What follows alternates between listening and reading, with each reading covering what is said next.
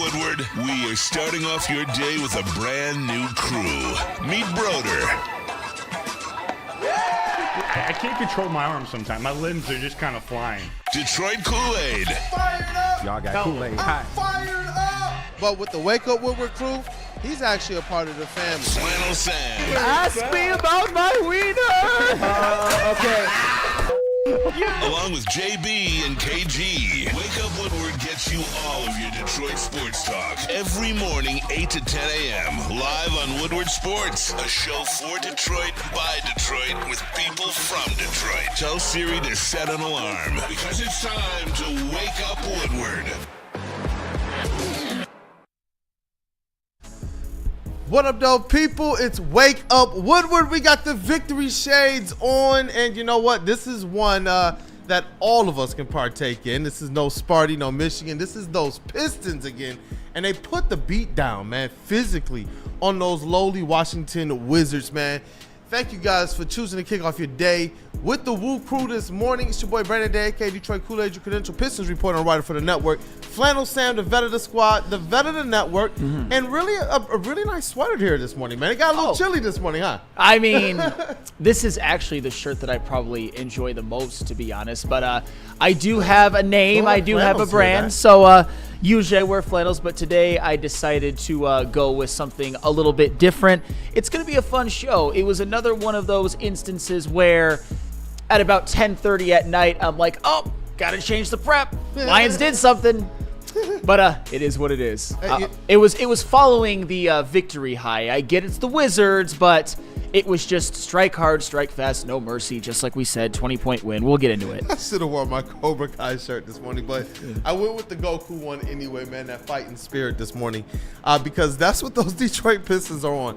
You want to tell the people what's on the menu today, and then we will jump right into it. Yes. Well, Rod Beard's going to be joining us for our weekly talk on everything Detroit sports, and we're going to do Woodward Pistons. We got to talk about the Pistons win last night, and the Lions made a signing, which I don't know how people feel about it. The reaction on social media was certainly mixed, and I think the reaction in the chat and on our network is going to be mixed, but it's going to be fun to talk about. So, hey, without further ado. Hey, let's jump right into it, man. 123 victory for the Detroit Pistons over the Washington Wizards, and the phrase that we've continued to use for this team this year is handle your business. Those games that you're supposed to go out there and win. I remember a couple weeks ago when they were the team to watch via NBA.com, and they said, well, you know what? They only beat the bad teams. They don't really have, up to this point, they haven't performed the best versus the good teams. So this was a part of the maturation and the growth, because we saw too many of these games last year and the year before where the Detroit Pistons lost these. And now you see a team that's going out there confidently knowing that they're going to get everybody's best. They're going to get everybody's scrappiness. They're not flying under anybody's radar anymore. And you see them going out there and handling business. We were talking about how awesome this team has been since you erase that 0-4 start from the season, bro. 37-25. This team has been rolling for a long time. They haven't just picked it up since the last couple months. They've been this the entire year, which is insane. One of the questions I can't wait to ask JB Bickerstaff is it surprising you how fast this team clicked? And it hasn't been perfect the entire season because they cost themselves. Think about this. Free throws right now. Free throws is the reason why they're not sitting in sole place at fourth right now, because it is a three-way tie for fourth insane. After this Pistons win and some heroics by Tyrese Halliburton. And you know what? Yeah. I actually think I like it better this way. Okay, that's interesting. I mean, right now, as it currently stands, the Pistons, and this is going to change a lot because it is a three-way tie. They do apparently lose both of the tiebreakers to the Bucks and the Pacers, and they would be facing the Knicks in the first round, which is a matchup that I think a lot of us would be very excited about and think that the Pistons have a very good chance to win. And I'll tell you what, too. If the Pistons can get to the 4 seed, and matchups aside, this isn't the point of what I'm about to say. If the Pistons can get to the 4 seed, that Cade Cunningham MVP talk is going to heat up even more. And don't get me wrong, I've said it before. He is not going to pass SGA. He is not going to pass Jokic, nor should he. However, If he leads this Pistons team to a 4 seed after what they endured last year and he continues to put up monster numbers, you can't deny him at least some votes, because last night he just put up a very, not easy, but just a workmanlike 27, 8, and 10. And by the way, even though he may have made it look easy, that it was a blowout, that it was against the Wizards, those are monster numbers. Those are MVP-style numbers, and he did it efficiently as well, especially when you take into account all of the points he was generating for others. And you know what else those are the numbers of? When Pistons fans for years would go to games and see stars like Cade is trending to be and like Cade is, coming into LCA and doing the same exact thing against a pedestrian Pistons team. They made it look easy. They made it look like light work. And that is, to me, part of the growth of Cade Cunningham. You're seeing him a lot more decisive, and the gravity that he attracts, it's just, yes, we know what the stats say. We know what the metrics say. We do see it with our own eyes. But every single time you see it, it's just like people are wide open.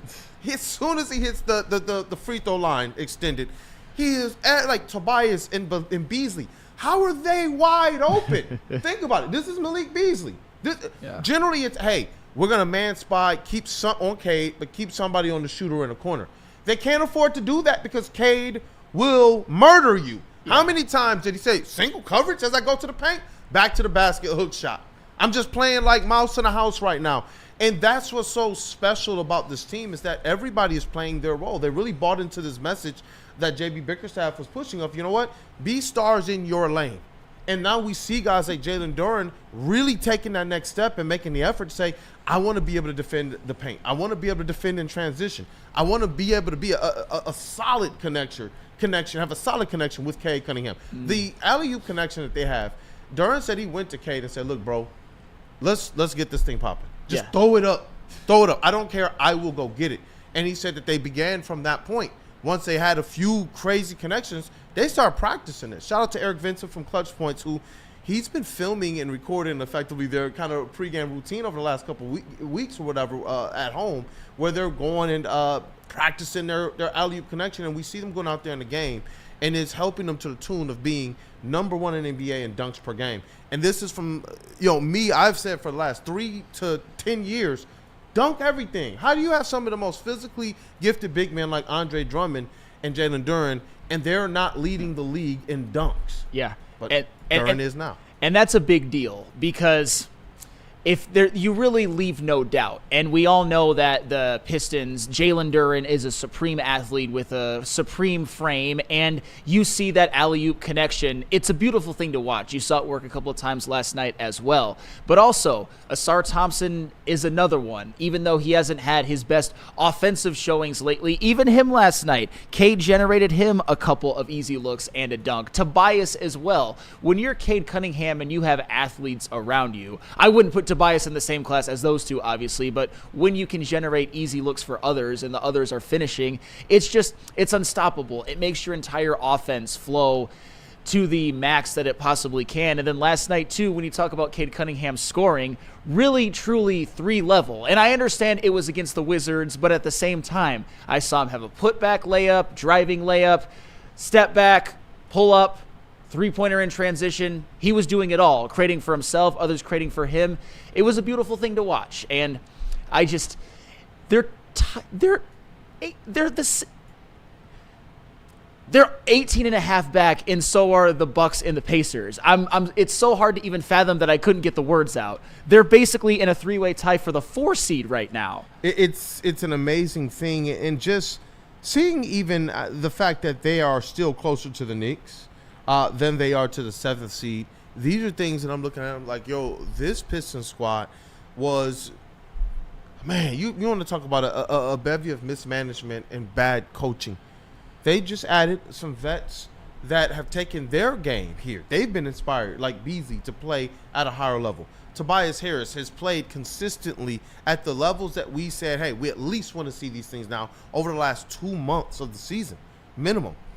Even guys like Asar Thompson, it's like whether the stats are high or low, just especially when you're in the building watching this guy play and looking at the plays in between the plays, looking at him chasing around the number ones and such, him taking on, the aspect, I'm going to go out there and defend Jordan Poole all over the court. Those are the types of things I'm just like, yo, this team is different. They're tough-minded. They're well-coached. They listen. Jalen Duren said that last night. Oh, you know what? Really? A lot of this is JB Bickerstaff. He's coming and made this stuff easy. We listened to him. We bought in. He said that when he's getting fired up on the sidelines, this is why sometimes we'll go and we'll have that sideline check-in with JB Bickerstaff and show you all the videos. He said when he getting fired up, we have no choice. He can't be more fired up than us. And so this team right now is working all the way around. They did make the right picks. Shout out to Troy Weaver, who was in the building last night. Obviously, he's with the Wizards. And I see why. Their young talent leaves no hope to be desired. At the very least, the Pistons can say, you know what, Troy? You at least left us with, six or seven good draft picks. Yeah. I say 6 or 7 because Ron Holland was somebody he also had high or number 1 on his draft board, too, per Rob Murphy, who worked with them within that organization. Yeah, and we all agree on it. Thank you, Troy Weaver, for getting us some of those players, but happy to have Trajan Langdon now. Because I think he's better at – he's shown the propensity to sign better veterans, but that's neither here nor there. I love it too because you even look at, speaking of players that were signed this offseason, another one, Malik Beasley, just another 4 of 6 game from 3. That's a monster game, but at the end of it, it was like, did Malik Beasley even play that well? And that's not an indictment on him. It's more of like, we're just numb to it at this point. Just another 4 of 6. 4 of 6 is freaking spectacular. Yep. That's high volume, over 50% three-point shooting. And then another guy I want to shout out as well, and I know you've got some more on him, Isaiah Stewart, man. Like, obviously, we know his defense. He's been one of the best pound-for-pound, minute-for-minute defensive players in the whole freaking NBA this year. But in 21 minutes last night, showed some offensive, showed some offense as well. 7 points, 7 rebounds, 4 assists. Showed some playmaking. Love to see that.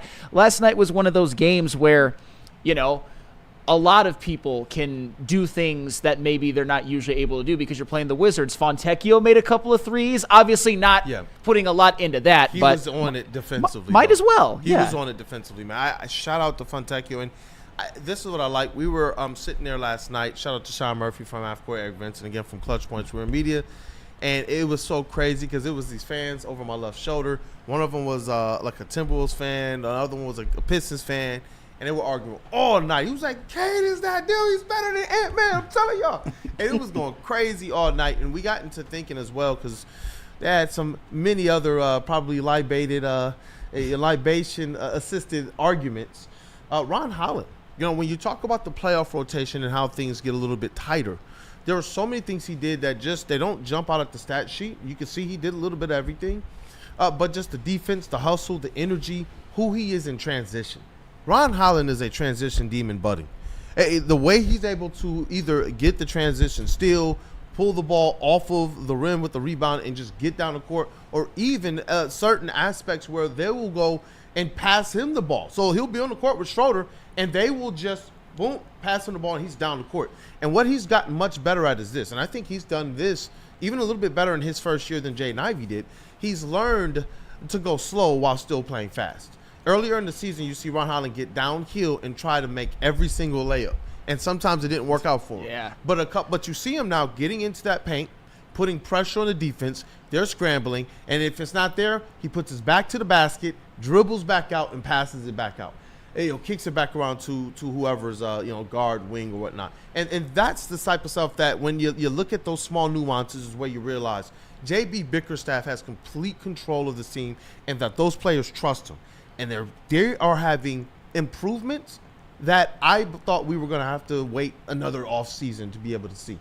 Yeah. This team is having, especially with their young players, some great improvement. And I do, when you look at that playoff roster, I do believe that someone like Ron Holland has proven himself to be able to be in that last spot if you're going to tighten things to maybe a 9-man rotation. Yeah, I don't have any problem with that. And this is proof that good coaching expedites development. From top to bottom. Because I don't know what Ron Holland would be if he were with another team with more incompetence in their head coaching and in their front office. But Ron Holland, I think he has showed the skill set, especially with his defense and his athleticism, his transition, his growing basketball IQ, which is getting better by the day, to be a guy who, at least in the playoffs, you try it out. You see if he can give some quality minutes. You see if he can make things difficult on opponents, because I think that's probably where he's going to be at his most valuable come playoff time. And give him 10 minutes a game. Give him 12 if he's playing well. Basically what you're doing right now, because Ron Holland, we all know, plays very limited minutes, but I've given you the numbers before. Ron Holland's per 36 are they're tantalizing. He averages more than 14 points per 36 minutes. Yeah. That's pretty damn good. I can't wait, because what you get is this. Reduce some of the usage of these young players, and you allow them to get better and improve, rather than necessarily, just go out there and let them make mistakes. They're able to come back and learn with the coaching staff that is really, really bright, man, from Kevin Burleson to Luke Walton and Jack and others that are on that sideline. And what's going to happen is when that rotation tightens and Ron Holland's minutes potentially increase, well, he's going to be ready. This team is already going through battle-tested kind of environments and times right now. These top teams don't want to lose to them either. And so they're getting the best punches from the teams at the bottom, and then those top teams who believe, well, it's time to flip the switch. Well, guess what? The Pistons flipped that switch after the first 4 games in the season, and it has not gone off. It's not gone off. They've shown and proven to be resilient. They've shown and proven we want this physical brand of basketball. And they said this, we want that. Everything that you saw. After we saw the first skirmish, I said, there's going to be a scuffle. These teams play each other back-to-back games. The Washington is here in Detroit for that time. There's going to at least be a skirmish by the second game. No, it was like 2 or 3 more skirmishes, including, Asar Thompson getting decked by I forget who exactly did it, but it was just like, come on, guys, man. You're getting pummeled. Just take your loss and be a man about it. All of the extracurricular and all of this other stuff, man, it's like the only person that I came away with a little bit more decency and respect for was Jordan Poole, who was just having fun. Like his little playful shove on Duran and everything. You could tell that they were just playing around. But all of the other extracurricular stuff, you can't match what the Pistons are doing right now on a physical standpoint. And every identity of every single good winning Detroit Pistons team, it has this as its foundation. And this is not fake. These guys are walking that walk. I think this is one of the more important aspects of having an Isaiah Stewart there, because this is exactly who he is. And the rest of those players are able to, by osmosis or by his example, be able to confidently go out there and do the same. And you talk about JB Bickerstaff stepping to the podium saying, no, this is what we're going to be. We're going to be physical. And he said this, we just dare the other team to see if they can outlast us in that. And instead, they generally come unraveled, whereas the Pistons have stayed composed. Whereas the Pistons seem to get a little bit more stanky. Where there was a play where after Chris Middleton wants to go and get in the middle of something else and literally put his hands on Cade, grabbed Chris Middleton's hand, pushed it down, looked at him, and then Cade hit like 7 straight points. So it's like, maybe JB Bickerstaff knows when this team gets a little riled up and fired up, they play a little bit different. And that's what I'm saying. It's like you talk about motor in Detroit. I like the identity of this team. Everything that they tried to do prior, they got the right core.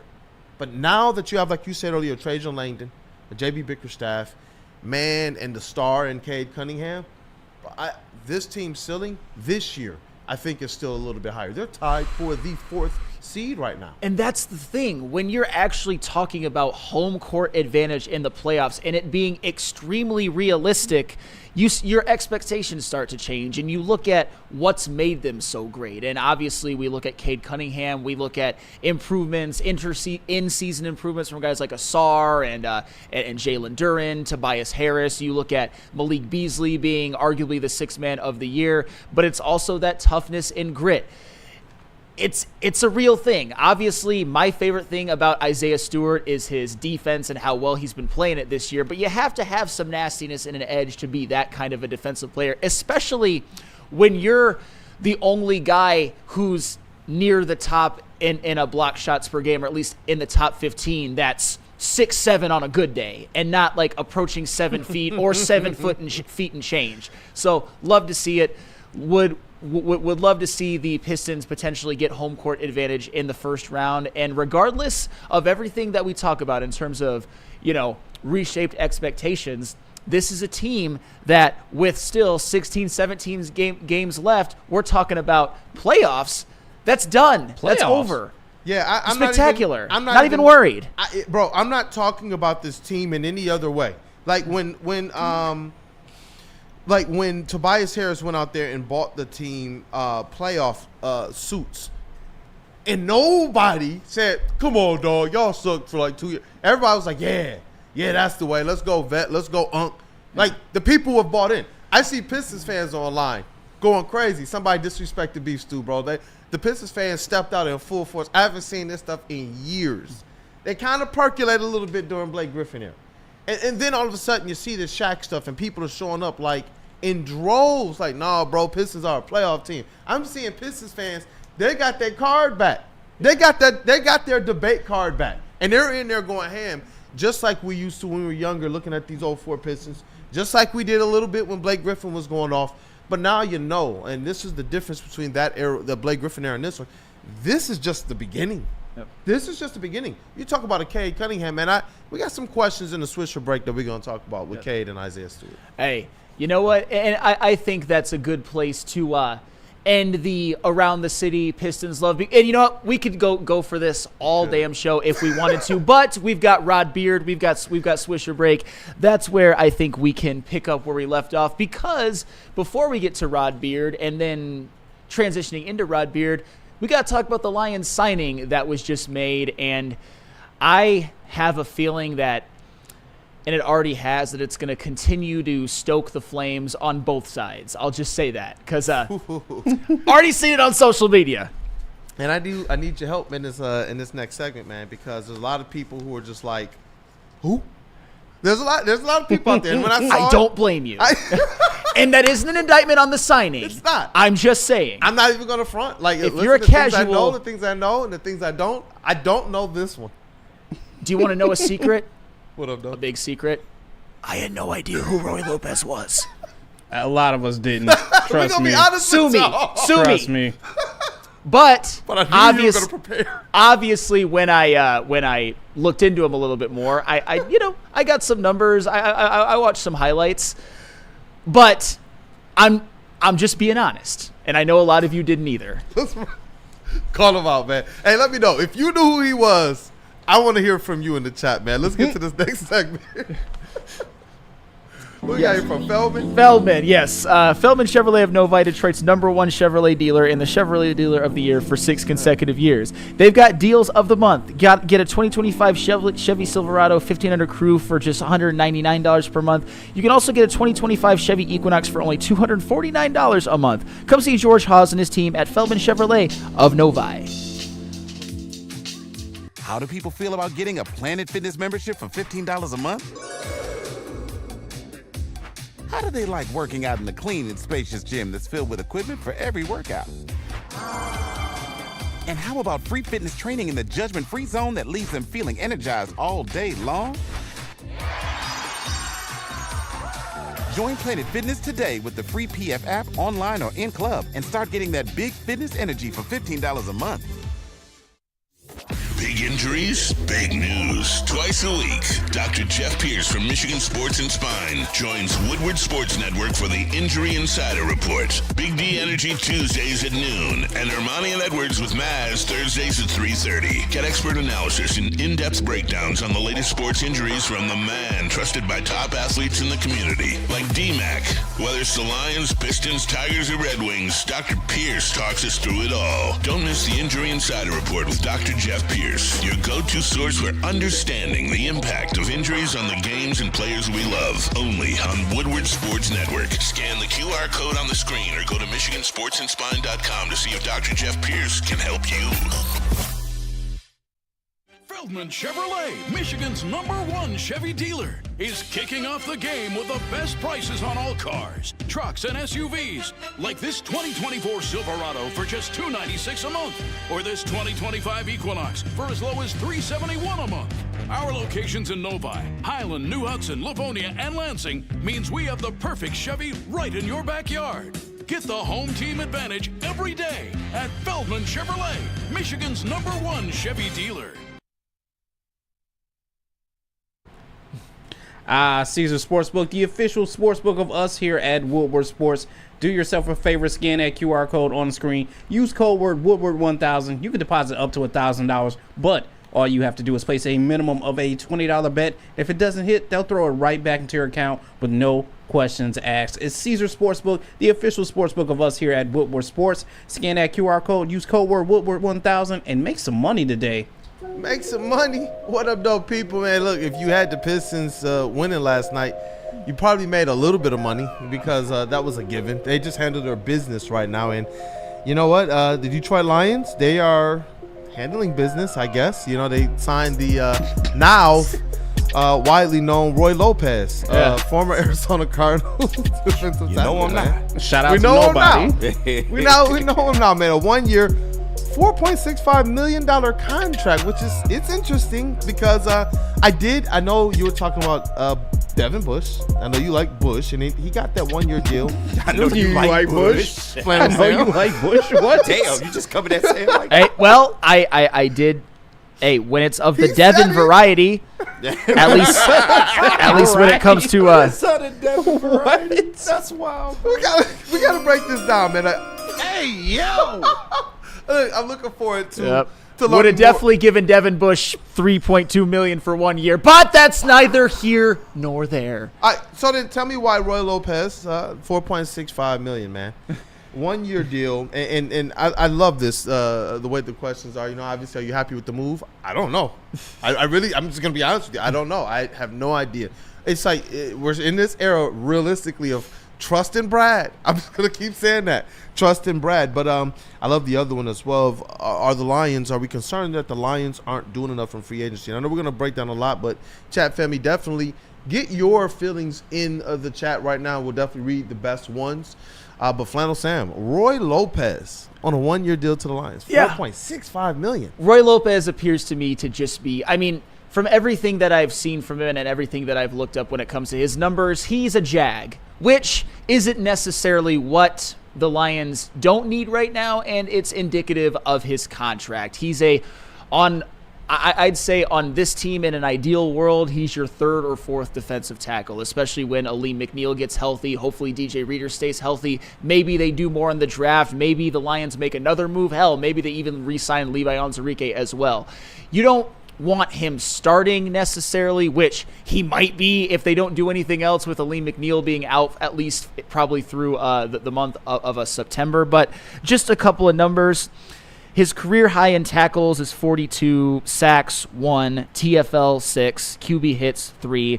His best PFF grade he's ever posted is 65. The most pressures he's ever had in a season is 19. And before I pass it back over to you guys, there's one thing about Roy Lopez that stands out to me in a good way, is that he's only missed 5 games in 4 seasons. He's shown to be remarkably durable. And this is something that the Lions obviously struggled with last year. This is something that Levi Onwuzurike, for example, who's still a free agent, has struggled with. Do I think Levi Onwuzurike is a better player? Absolutely, I do. And his Spotrac estimated market value is 4.5. I would rather do that and have Roy Lopez just be another irrelevant person in a Detroit lore, or you could maybe do them both. But at the same time, Roy Lopez has been very durable and Levi Onwuzurike has not. The one thing, though, when you comb through the numbers of Roy Lopez, he has a career missed tackle rate of 15%. That's really bad. And I'm not saying that he's a bad player or that it's an indictment on the signing. It's just there's a reason. There's reasons why he's a rotational guy at best, and he's $4.65 million. And here's some highlights of him.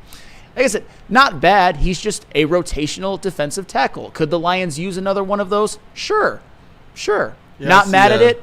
It just doesn't really move the needle for me at all. I see the chat family bringing up Broderick Martin and probably the demise of, especially with signings like this. Yeah. And you know what?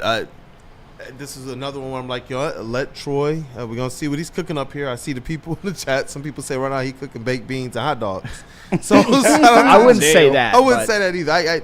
This team is one in which you're at the nip and tuck phase. That's realistically what it is. This team as currently assembled is a team I believe can get to the Super Bowl. But and we've seen that there's another level to get to. And that, to me, is where I'm looking at these moves. and it's signaling that there might be more, and there has to be more to come. I don't know what their plan is, and I want to be able to ask you guys this on another show in terms of what is the strategy in this draft. Is there that player? Because we laugh sometimes at some of the picks and such, but when I do look at this draft, if there's somebody in that top 5, top 10 from a pass rush situation that you think can help you, and you have the assets to get it, at least think about it, man. But these moves to me are spelling effectively that there has to be a lot more, but like you put it, to be able to have depth from a player that will be there, that to me I think is a good thing, especially considering the fact that Aiden Hutchinson and Ali McNeil, knock on wood, as much as we hope and pray for the best for them in their rehab, in their careers, you do want to make sure that you have some depth on that line to even spell them as they get back into action and ramp up, rather than us having to go out there and say, hey, Hutch, we need you at 120%. Well, even if he could give that, wouldn't it be better if we could have a defensive line for Liam McNeil and for Hutch that could help these guys in getting back up to full form? Yeah, I mean, sure, there's my reaction on it, just to further my point before I pass it over to KG, is I trust that they'll also do something in the draft. We still have the draft, and also, you know what? I don't think they're going to get any more free agent defensive linemen except if they're re-signing Levi Onwuzurike, because if you look at the interior, who's left available right now, it's a lot of mid or ass. With all due respect, they're all NFL players, but there's nobody that I would really want.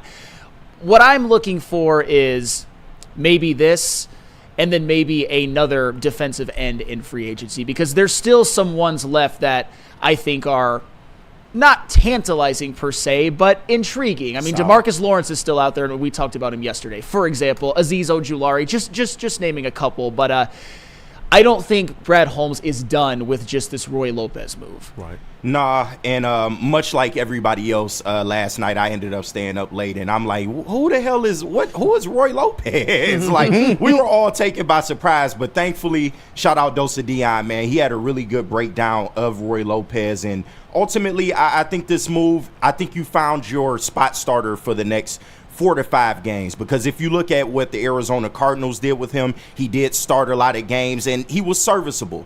And I know the numbers don't blow you away, and I'm in no means saying he's an exceptional player or anything of that nature, but he does bring a decent amount of value for what you paid for him. He can fill gaps in the run game. He has a lot of good stunting potential, and he has pass rush upside. Like, he can actually create pressure from the interior. Will he get home all the time? No, but he is somebody that can go and fill that role. When you look at just the body type, he kind of has the same body type as an Aleem McNeil. So it just makes sense. If you don't sign Levi Onwuzurike, I believe this is going to be your spot starter and maybe third guy coming in the rotation for the season. So I don't think it's a bad move at all. And listen, y'all, I understand. I'm a Lions fan, bro. I've been a Lions fan a long time. It is always hurtful when you see all these names just flying across the TV screen and the Lions are nowhere to be found. I do get that. But at the same time, Brad Holmes has to yield a team. Like, and just unfortunately, the reality that we got to live with is that he's loading up for the draft. Like, that is his calling card. That's his money. He apparently has some guys. I don't think it's just one guy. I think it's multiple that he's looking at and that he might try to make a move on. So I do understand it. Yes, there is still maybe potential for a DeMarcus Lawrence signing or even a Trey Hendrickson trade. But as far as it looks right now, they're going to try to build this thing through the draft. And I can't blame them, because if you do hit on that guy, that first-round guy, you have your bookend next to Hutch for the next 5 years. Well, I think you spoke to something that I've been seeing a lot of, and they even referenced it. Shout out to the Valeni show with Rico, but I'm going to take it in a little bit of a different direction. I think Roy Lopez was the perfect fire stoker for the polarization of the fans. Yes. And I'm seeing that a lot. And I actually can see both sides, because, you know, you'll see this, and I know that, like, the Brad bots, and I mean this respectfully, because I don't blame you for being a Brad bot, probably looked at this signing and were like, oh boy, here they come. But I've seen both sides. I've seen with like Roy Lopez, it's like, what do you mean? Roy Lopez is fine. He's cheap. What do you want him to do anymore? Marcus Davenport, more like Marcus Sackenport. So, I mean, seriously, what drives me a little bit crazy, sorry, I'm going to get on my soapbox, is everybody wants to have it both ways. And this isn't me being an indictment on the signings, even though I've already made it clear that I don't necessarily agree with everything that's been done.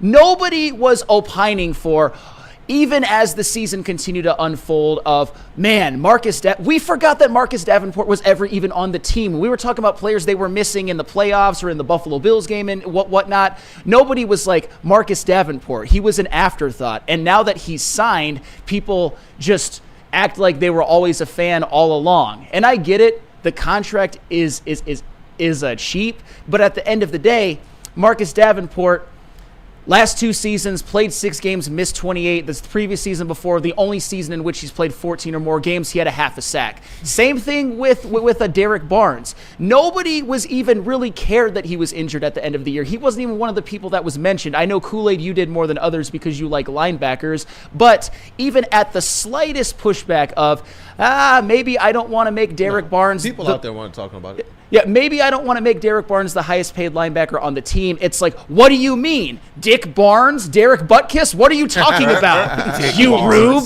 Just accept what Brad Holmes gave you. It's the same thing with Zadarius Smith. People loved Zadarius Smith. We're talking about maybe this year we can play him with Aiden Hutchinson. Man, that will be tantalizing. But the second he got released, he wasn't that good anyway. Did you know that he can't play the run? He was going to get a signing bonus, for Christ's sake.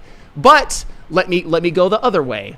There are other people out there, like, I'm not going to name any names, but some people on this network, and some people of this network represented the last one, our sky is falling. You mean our defensive line is going to be Marcus Davenport, Roy Lopez, DJ Reader, Aiden Hutchinson to start the year with Ali McNeil being out?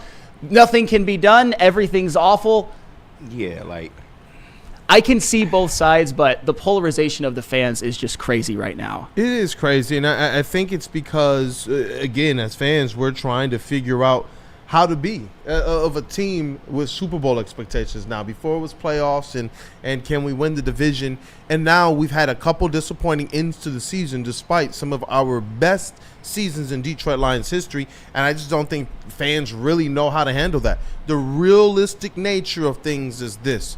It's cute what some of these other teams out there are doing. Yeah. The Commanders and even, but the Detroit Lions are a certified and a bona fide Super Bowl expected team. They are nipping and tucking. They have guys locked in.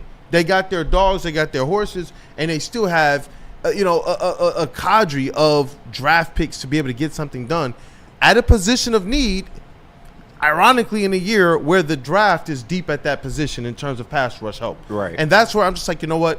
Let's let Brad cook, because a lot of the guys that we buy their jerseys, J-Mo, a lot of these guys that, we cheer for and root on, these are guys that he selected. Yeah. And they've been doing this since their rookie seasons. Brian Branch, Jahmyr Gibbs. And that's where I'm just like, okay, yes, don't be a Brad bot.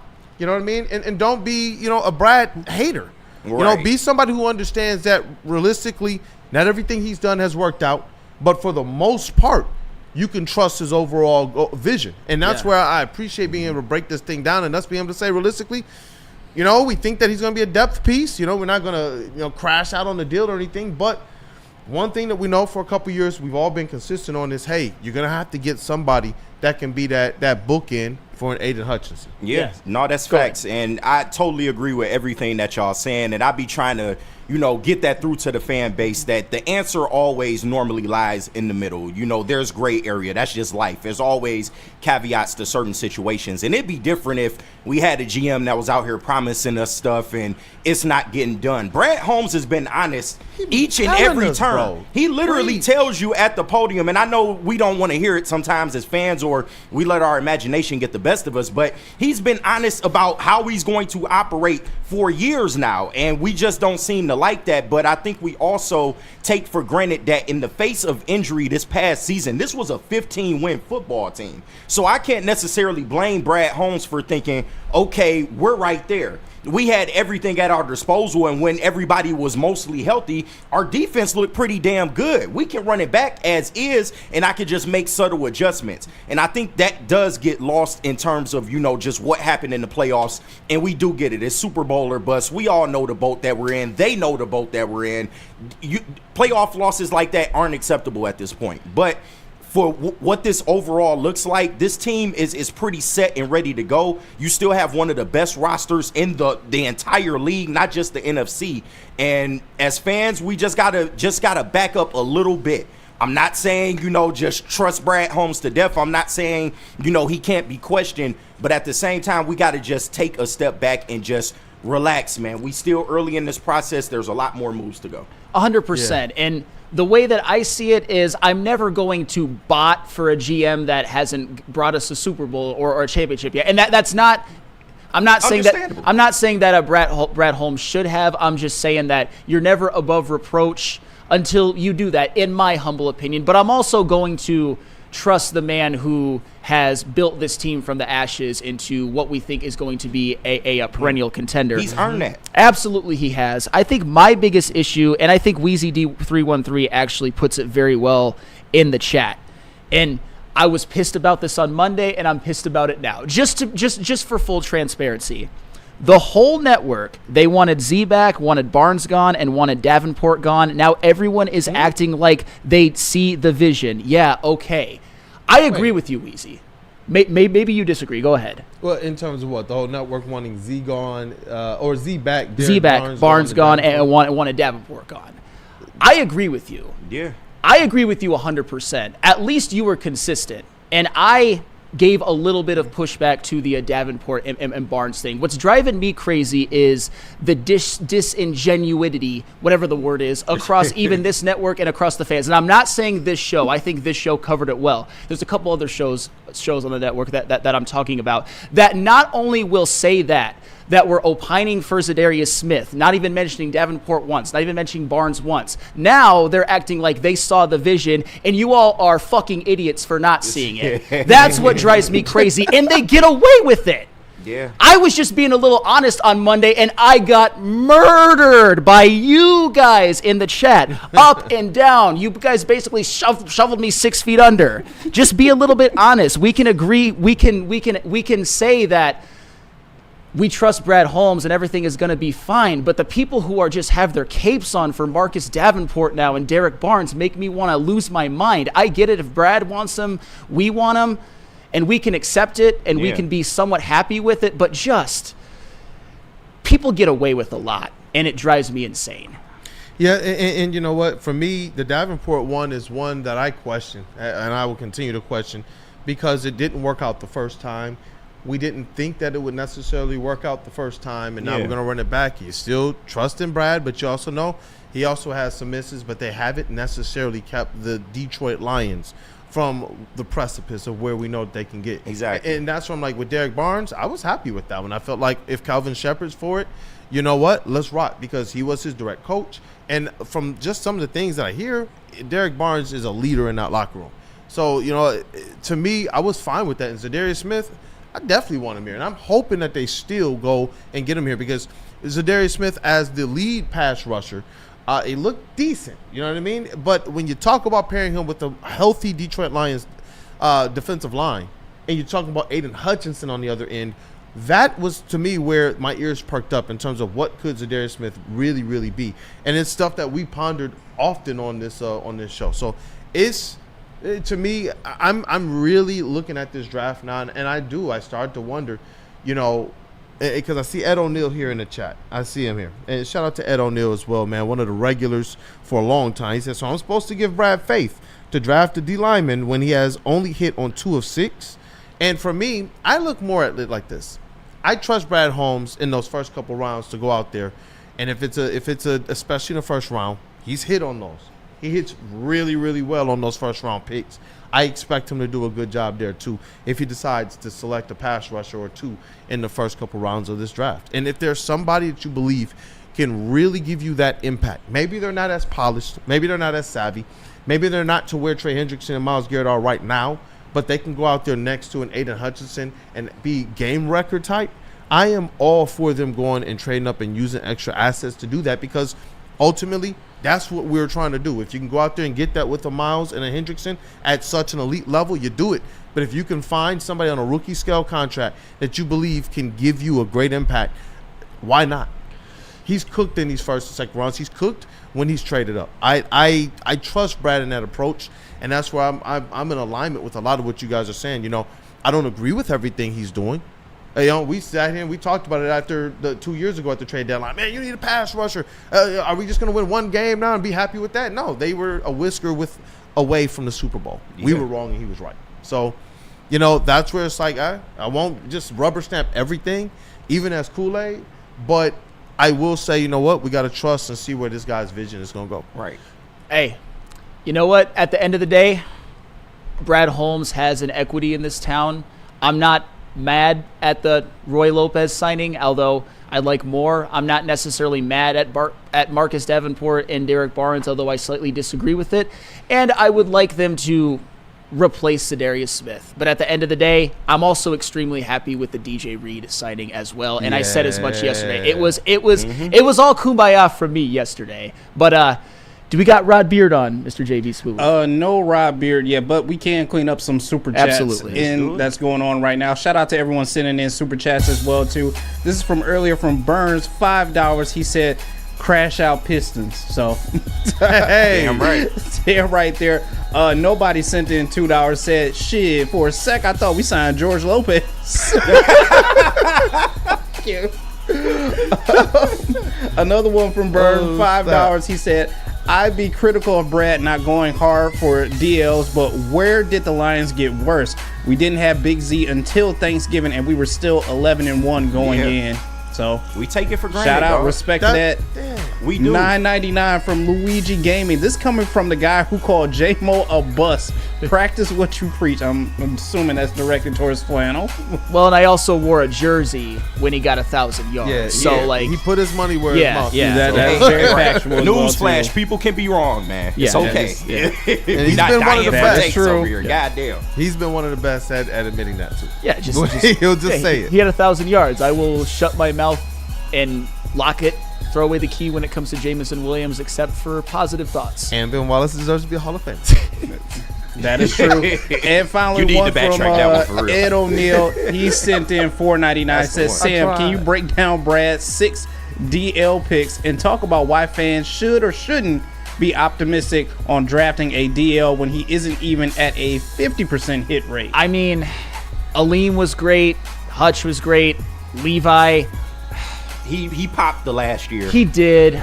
If you want to call him a miss, you can call him a miss. Broderick was a complete flop, at least so far. Yeah. Wingo, 6th-round pick, He looks looks good. okay, Yeah, got he hurt. looks And good. Pascal, I think Pascal has been a negative, but not like a Broderick Martin negative. More like him and Levi Onwuzurike to me are in the same room as slightly bad picks. But Pascal's got one more year on his rookie contract. We'll see what he can do. Hey, you know what? Let's get into this next segment. Hopefully we get the legend on here. I know He's on. Oh, don't. Yep, he's ready to rock and roll. Hey, let's rock.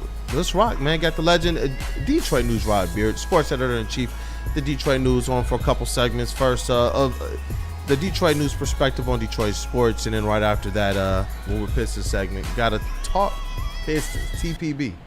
Hey. Stay connected with Woodward Sports on all social platforms. Follow us on Facebook, X, Instagram, along with YouTube, Twitch, and TikTok for the latest sports news, live updates, and behind-the-scenes action. And guys, I'm telling you, you want to be tapped in for the extra content, the bonus content, and the giveaways. Cannot forget the giveaways. Don't miss out. So hit that follow button now and be a part of Detroit's #1 digital sports network at Woodward Sports everywhere. How do people feel about getting a Planet Fitness membership for $15 a month? How do they like working out in a clean and spacious gym that's filled with equipment for every workout? And how about free fitness training in the judgment-free zone that leaves them feeling energized all day long? Join Planet Fitness today with the free PF app, online or in club, and start getting that big fitness energy for $15 a month. Woodward Woodward Sports is at it again, giving away more cash and prizes than anyone in Detroit. Get into our March Bracket Challenge, powered by Jug and Nathan Neurosurgery. If you have the biggest basketball brain and get first place, you win $1,000 cold hard cash. But it doesn't stop there. Second place gets a weekend at Grand Traverse Resort in Traverse City, including brunch at Erie and golf. Third place, 2 club seats to see the Pistons versus Bucks with food and drinks courtesy of RHB Laboratories in Troy. You can pre-register now at woodwardsportsbracket.com. That's woodwardsportsbracket.com. Then, after Selection Sunday, fill out your bracket for your chance at $1,000 in cash money and more. Pick by mascot, choose by team colors, have your dog pick. No matter how you do it, go to woodwardsportsbracket.com right now and register. All powered by the best in the game, Chuck and Nathan Neurosurgery and Woodward Sports. Stop searching for a vehicle and start finding one. Les Stanford Chevrolet Cadillac makes it easy. We harness the power of multiple dealerships and own the biggest selection of GM brands in the area to get you the car you need. With the Les Stanford Group, you'll have access to 4 different dealerships, providing you with more makes, more models, and more choices. We're connected to more than 1,000 vehicles, and with so many high-quality CPO vehicles available, you'll find new car quality at pre-owned prices. You can start and end your search at lesstanford.com today.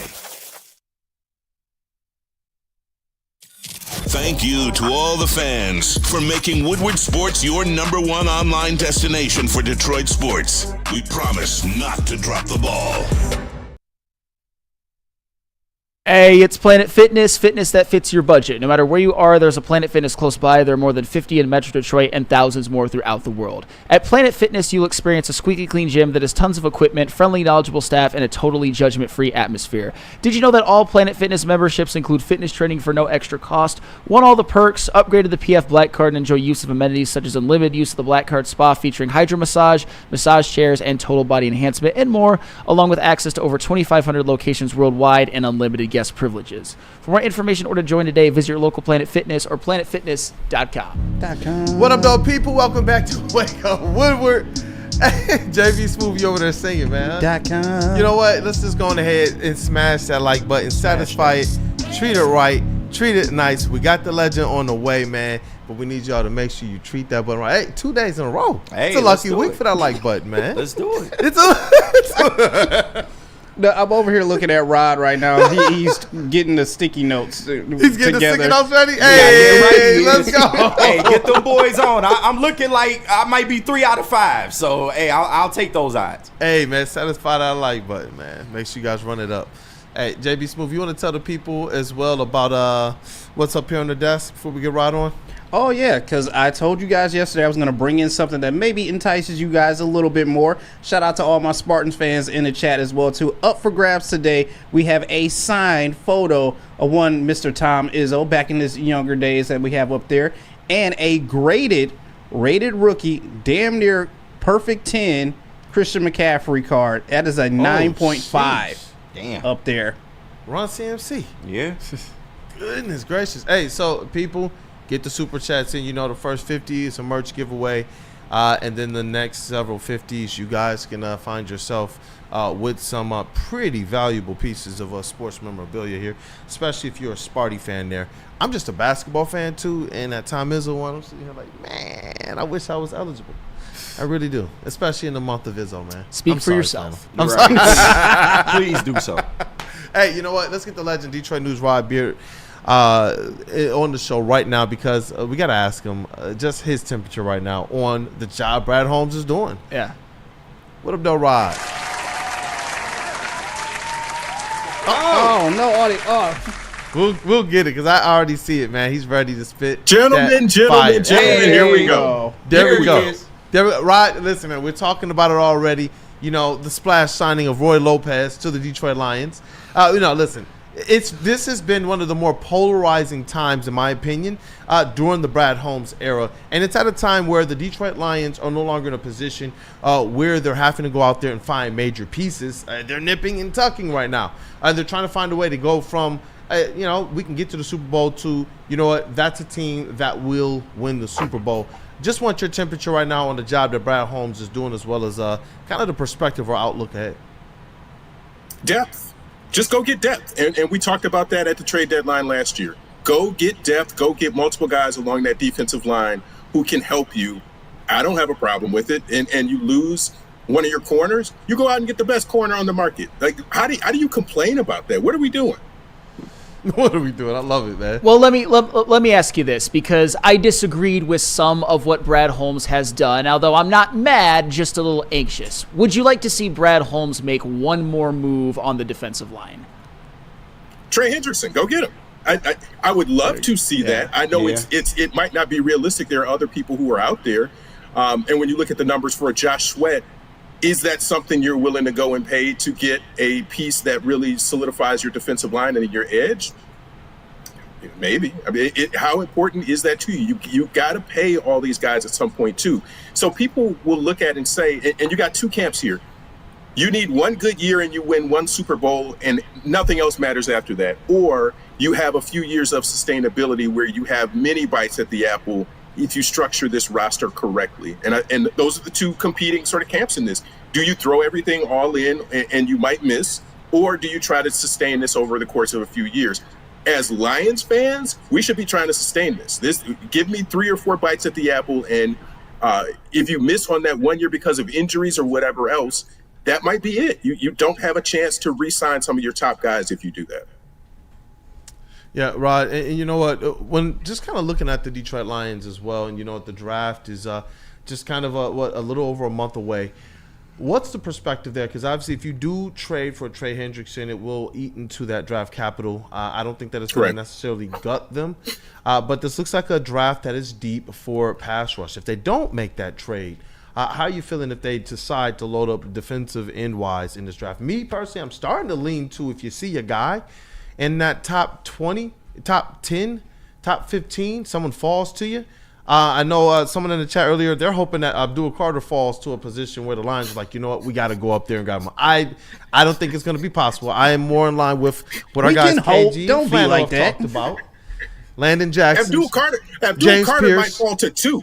Right. Right. Thank you, Ryan. There will be a whole investigation if he falls to 2. Like, he's not falling to 10. No. He knows Brady Quinn. Yeah, but there are guys in this draft that KG and Flannel have covered that make a lot more sense for the Detroit Lions. And regardless if it's trading up or drafting, taking some players, just wanted your temperature on that as well. We know how draft picks are, and draft picks are going to take a while to develop. And if you're saying this is their window right now in the next 3-ish, 4-ish years, do you have time to wait for an edge rusher to develop? Again, we're back in that camp of, do you go all in on a Trey Hendrickson right now and give up whatever it costs, or do you wait for younger guys to develop? And we're seeing with these corners that it might happen quickly, or it might take a little bit to do it.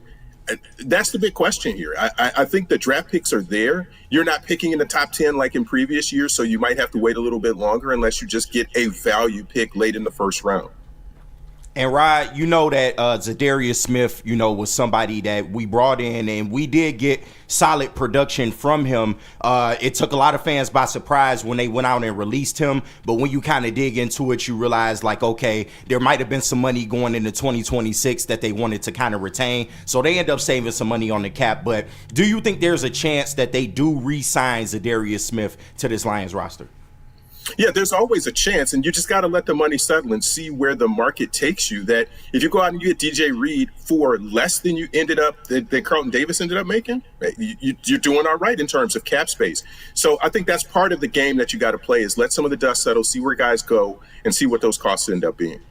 Yeah, makes sense. And I got to get your opinion just on what you're seeing from the NFC North in general. A lot of moves being made. You look at Chicago, they're improving their offensive line. You got the Vikings. You laughing at the Bears. I love it. So I'm just saying, but Ryan, give me your opinion on what you're seeing just around the NFC North. First, we're going to channel our inner Andy Isaac and FTB. Let's start there. Damn right. Yes. Damn right. Rest in peace, man. And the Vikings, it's just like the flaming Elmo. You just do like this, like Lose all of your quarterbacks, lose everything that you care about, everything just burn around you, Vikings. Whatever, man. Yeah, let's go NFC North. This is going to be but again, you look at the Lions and their schedule, this isn't going to be a cakewalk either in the NFC North. So the Vikings, they've made some changes around the edges, but the quarterback position is going to be the biggest issue for them.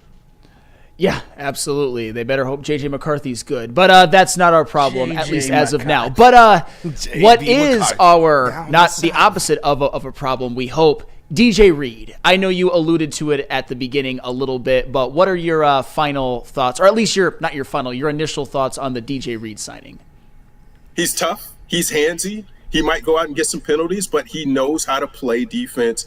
And 5'9", but he's not the traditional sort of bigger corner that you want, but he's not going to get run over. And technique-wise, he's doing really good. On our website, we've got some film review of DJ Reed from Richard Silva that will give you a little bit more insight into how he plays and what the concerns might be.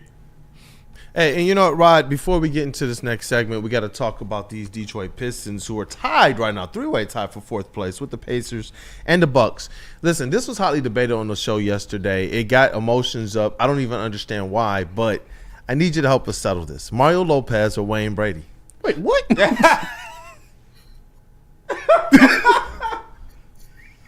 Listen, KG and I said Wayne Brady.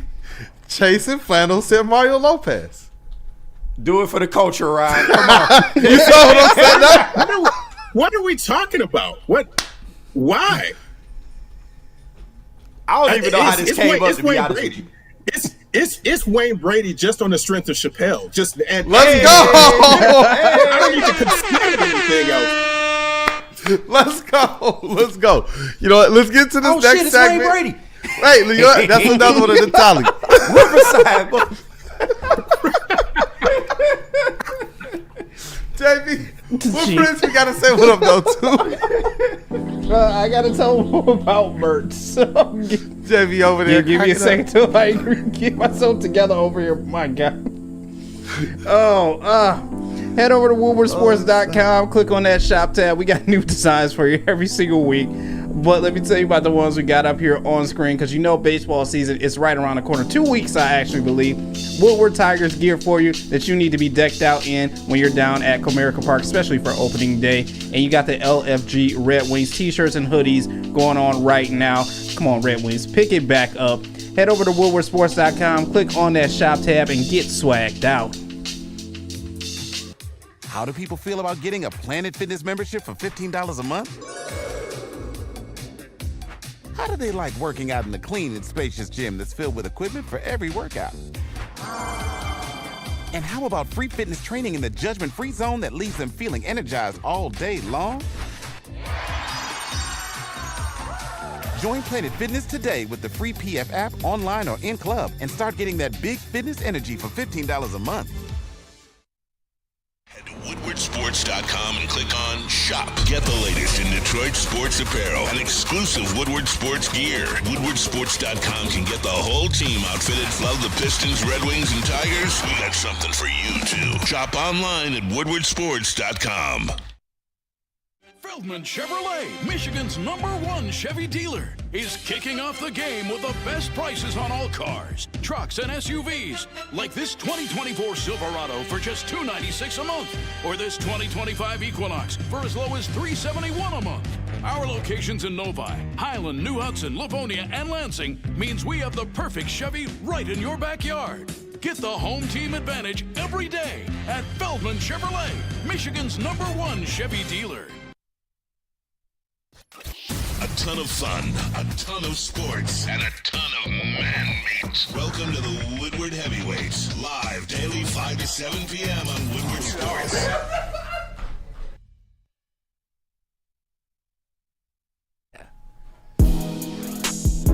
As whether you're hitting the game or simply just chilling, Jars Cannabis has you covered. Jars is home to Michigan's largest line of recreational cannabis products. 27 locations across the state, 9 alone in Metro Detroit, so there's always one nearby you. And don't fear, because if you live in Grand Rapids, Madison Heights, or Milan, Michigan, stores are popping up very, very soon. But if you don't have time to go in-store, check them out online at jarscannabis.com, because you know what? I know you want to get high. What up, though, people? Welcome back to Wake Up Woodward. And you know what? It's time to talk about the hottest team in Detroit right now, and that is the Detroit Pistons. They just handle business now. That's just all they do. They show up, they go to work, for the lack of a better phrase. And this is what we've come to know. Like, there was absolutely no worries, no concerns. It was just, we know the Pistons from start to finish are going to handle their business in this one. So we're going to talk about it, and I got some questions as well for Swisher Break. I'm about to get a couple over to you, KG, and we're going to definitely have some fun. But let's get the legend drum rolled in here, and you know what? After we get Rod's thoughts, we'll get into some of these videos that I sent over to JB. So let's rock. Hey, yo! Shout out and welcome to the legend Detroit News, Rod Beard. Brother, take it away with Rod's thoughts, man. Those Pistons just bludgeoned and just pushed around the lowly Wizards last night, man. And you want to see it again on Thursday also.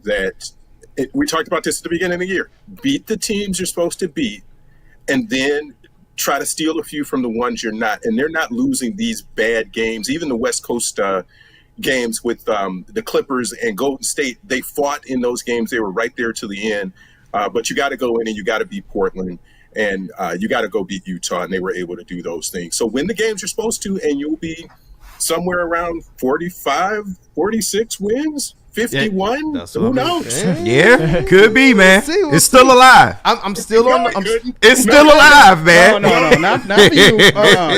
It's alive. I'm Sorry. I love the wallpaper too, Rod Beard. The director, the alterations look nice, man. So shout out to you. Soon, that whole wall is probably gonna be filled up with sticky notes behind you. But just like KG talk, just like KG cook, we'll have this whole thing just going.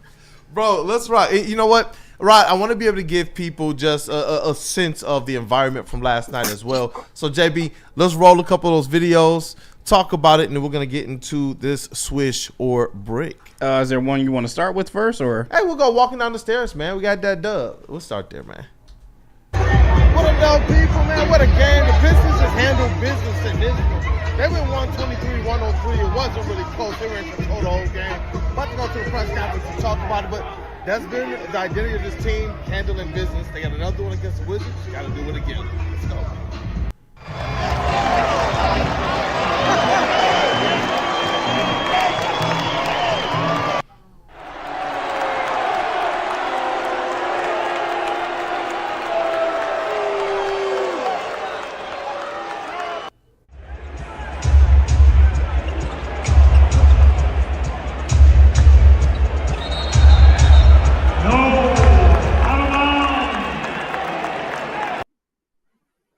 All night, the Detroit Pistons fans, man, they were on. When I said earlier in the show, they got their debate card back. They can now sit at the NBA conversations table because these Detroit Pistons are going out there, and they're just kind of taking this spotlight and this stage by force.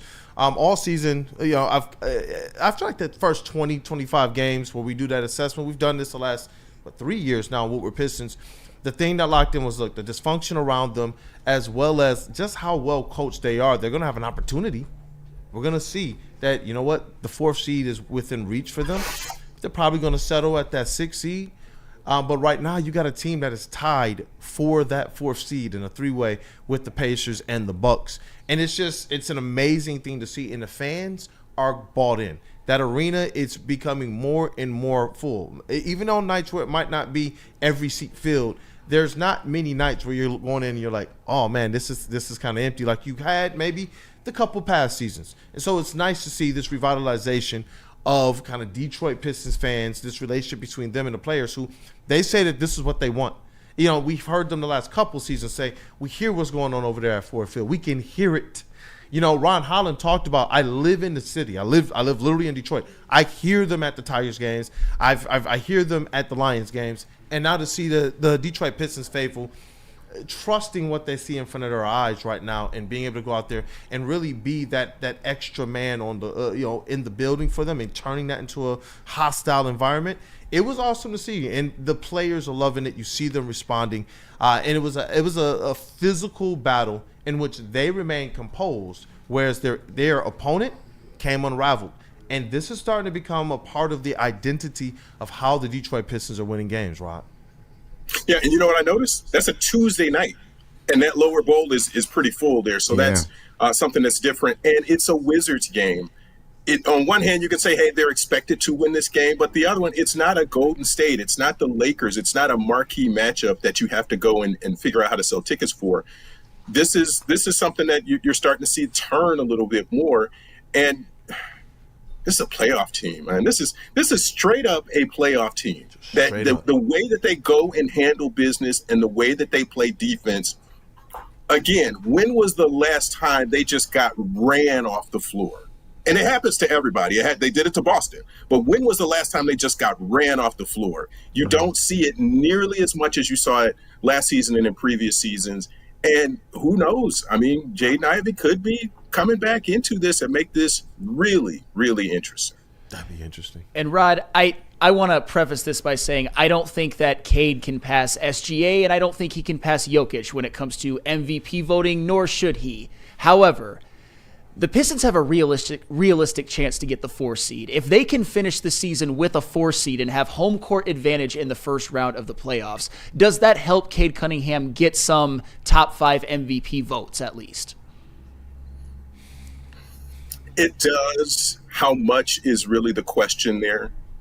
Because, again, it's going to be what has he done? What did he do to get them there? And we know because we see it every day. But again, the national media is different. The other beat writers are different from other cities. They may or may not even notice what else is going on around the league. Yeah. I mean, you know what? We heard Shaq in his comments say, Chauncey Billups is doing a good job over there. I don't watch the Pistons. Like, bro, Chauncey. After you slobbed Cade during All-Star break. You know, like, I don't get that. You were literally when glazing Cade was him. in the building and on the set, he says, Cade, that's the boy. That's this, that, and the right. other. And now all of a sudden it's just, oh, man, no, the Pistons are boring. I don't watch them. And you know what it is? We talked about it. The identity of this Detroit Pistons team, the physicality that's coming back, them being able to really stranglehold their opponent because their opponent cannot match their physicality. You're not going to out Isaiah Stewart, but he's found a way to be able to help the rest of his team be able to live up to that. I remember when Draymond Green tried to put his hands on Stu, and Stu pulled him, right? Well, what do I see Cade Cunningham do last night? Chris Middleton put his hands on him, and Cade pulled him right on into him. And this is what I'm seeing right now, and I do believe that when Shaq does, and he's forced to tap into these games, there's got to be a little bit of that 2004 PTSD going on right now, where realistically they went in with all the confidence, all the noise, and they left here with nothing. Honestly, how do you win a game and people still say you got swept? So I understand it, Shaq.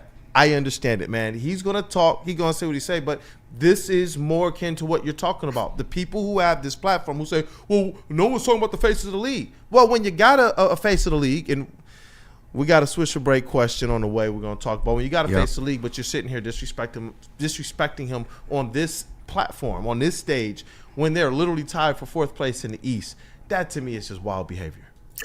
Right, but that is how the media is, and ESPN did something where they did a whole kind of small segment on the Pistons, and it was like, whoa, this is what they need for people to understand how different this is.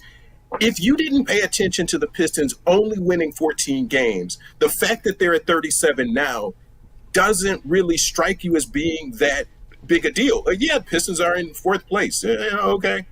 They won 14 games last year. 14. That's so wild. It's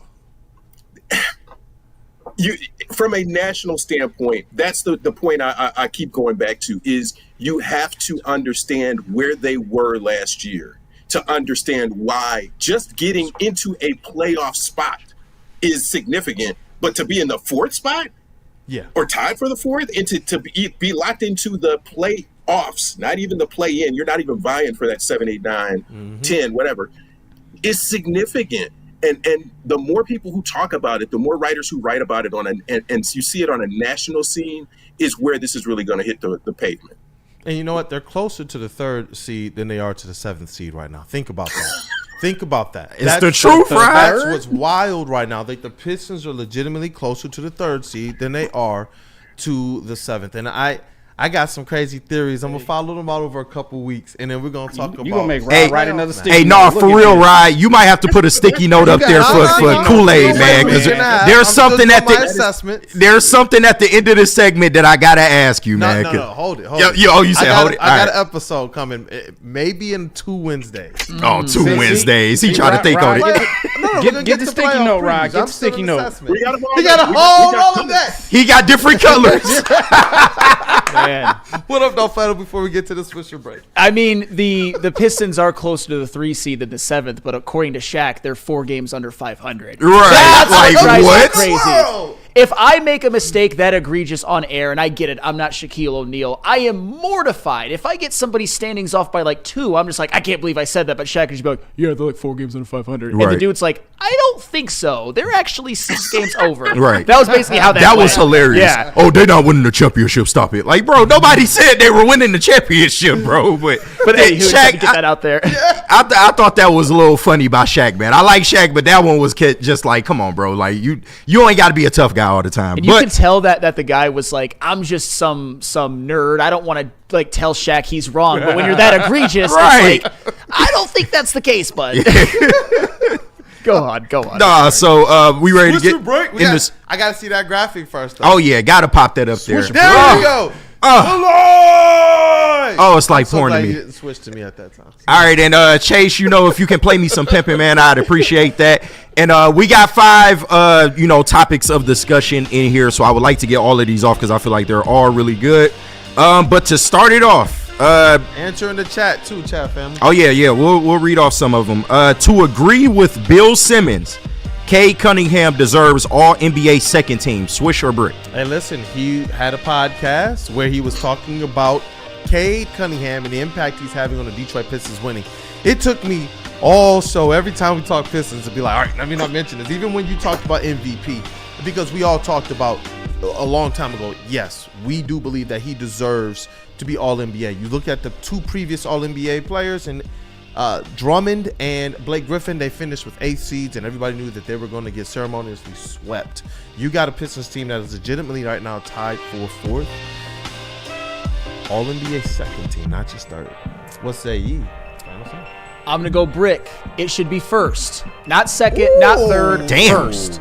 And I get it. He's going to be battling out with Anthony Edwards, who's been playing great as of late. Been playing really great the whole season, but upped his game recently.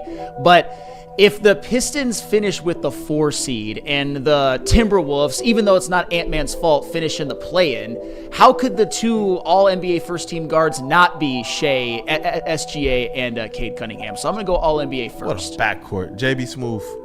One more time, KG. What was the question?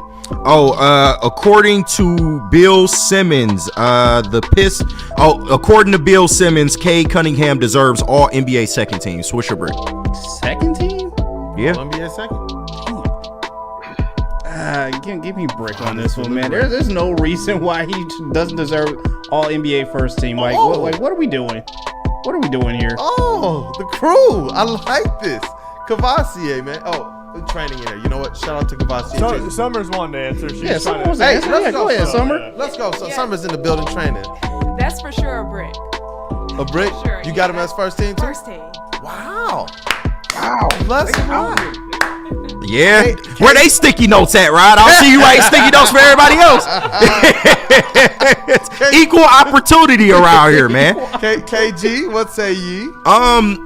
This is a brick, but I'm coming from the standpoint that any All-NBA selection, K should be a part of it. And I've been strong on this for weeks now. Like, he needs to at least be All-NBA third team. I'm not even asking for first team, like some of us are. That's fine. He needs to be All-NBA, period. Point blank. Hey, you know what? In the chat, before we get to the legend Rob Beer, Real K77, brick! Cunningham is first team All-NBA. Michael Wary says brick. I want to, hey, if you say brick, let me know where you believe. Is it third team, first team, or no team? You know what? The chat, in large part, if they're saying brick, a lot of them are saying he deserves to be first team. Mike Reed says brick. I see Easy in the chat. Easy, let me know what you think, brother. Let me know what you think as well. Let's get to the next question. All right. Wait, no. Yo, yeah, we ain't get Rod. What say ye, Rod Beer? I'm actually going to say swish. And I'm partially going to agree with the rest of y'all that I'm going to leave it a little margin of error, but I can't think of another guard that needs to be first team ahead of him. But they'll find somebody. But second team sounds about right now.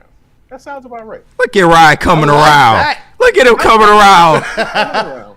We did a first team All NBA sticky note. Yeah, right. I'm gonna start putting sticky notes on Ryan. How about that, man? You said they wasn't All NBA. You said they wasn't, but nah, man. But number 2, Isaiah Stewart will finish top 5 in Defensive Player of the Year voting. Swish or brick? You talked about these campaigns, and you see the Pistons, they start putting numbers out there, PRs doing their job, and you got Tobias Harris as well, who's going out there and making the case for his guy. Well, you look at all of the different metrics. Shout out to Rod Beard. Got the sticky note up there for you. Hey, you know what? Home decorator. If you need one, Rod Beard, you see the legend.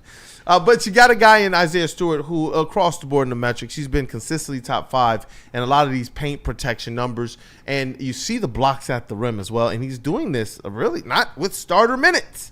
But you know what? Flannel Sam, top 5 Defensive Player of the Year. We know that this is the identity of the Pistons. This is their identity. What say you, man? Swish or brick? Will or should? Can you clarify? Is it will or should? It is will. Brick. 100% brick. And it's because of the minutes that he plays. And it's not, and again, that's why I asked the question, because you've got guys like Jaren Jackson Jr., you've got Dyson Daniels, Evan Mobley. I mean, shoot, you could go on and on. They might even give some, like, the good news is Wemby's out of the race. I don't think Gobert will play enough games. I'm not exactly sure about that. So there's a chance, but I think brick, because whether you like it or not, Isaiah Stewart plays less than 20 minutes a game. Yep. Very impactful, less than 20 minutes defensively, but they're not going to give him He's 5. finally in that Tasmanian defensive role. I've been calling for this for years, just like to see it now. And his efficiency, to me, has gone through the roof. JBSmooovv. I got to agree with Flannel on this one. This is a brick. This is just minutes-wise. Although you're getting a ton of usage out of him, he's giving you all the effort in the world, but it's just a minutes-wise, so it's a brick for me. Hey, Summer, what up, though? I gotta go brick for that. Brick? Hey.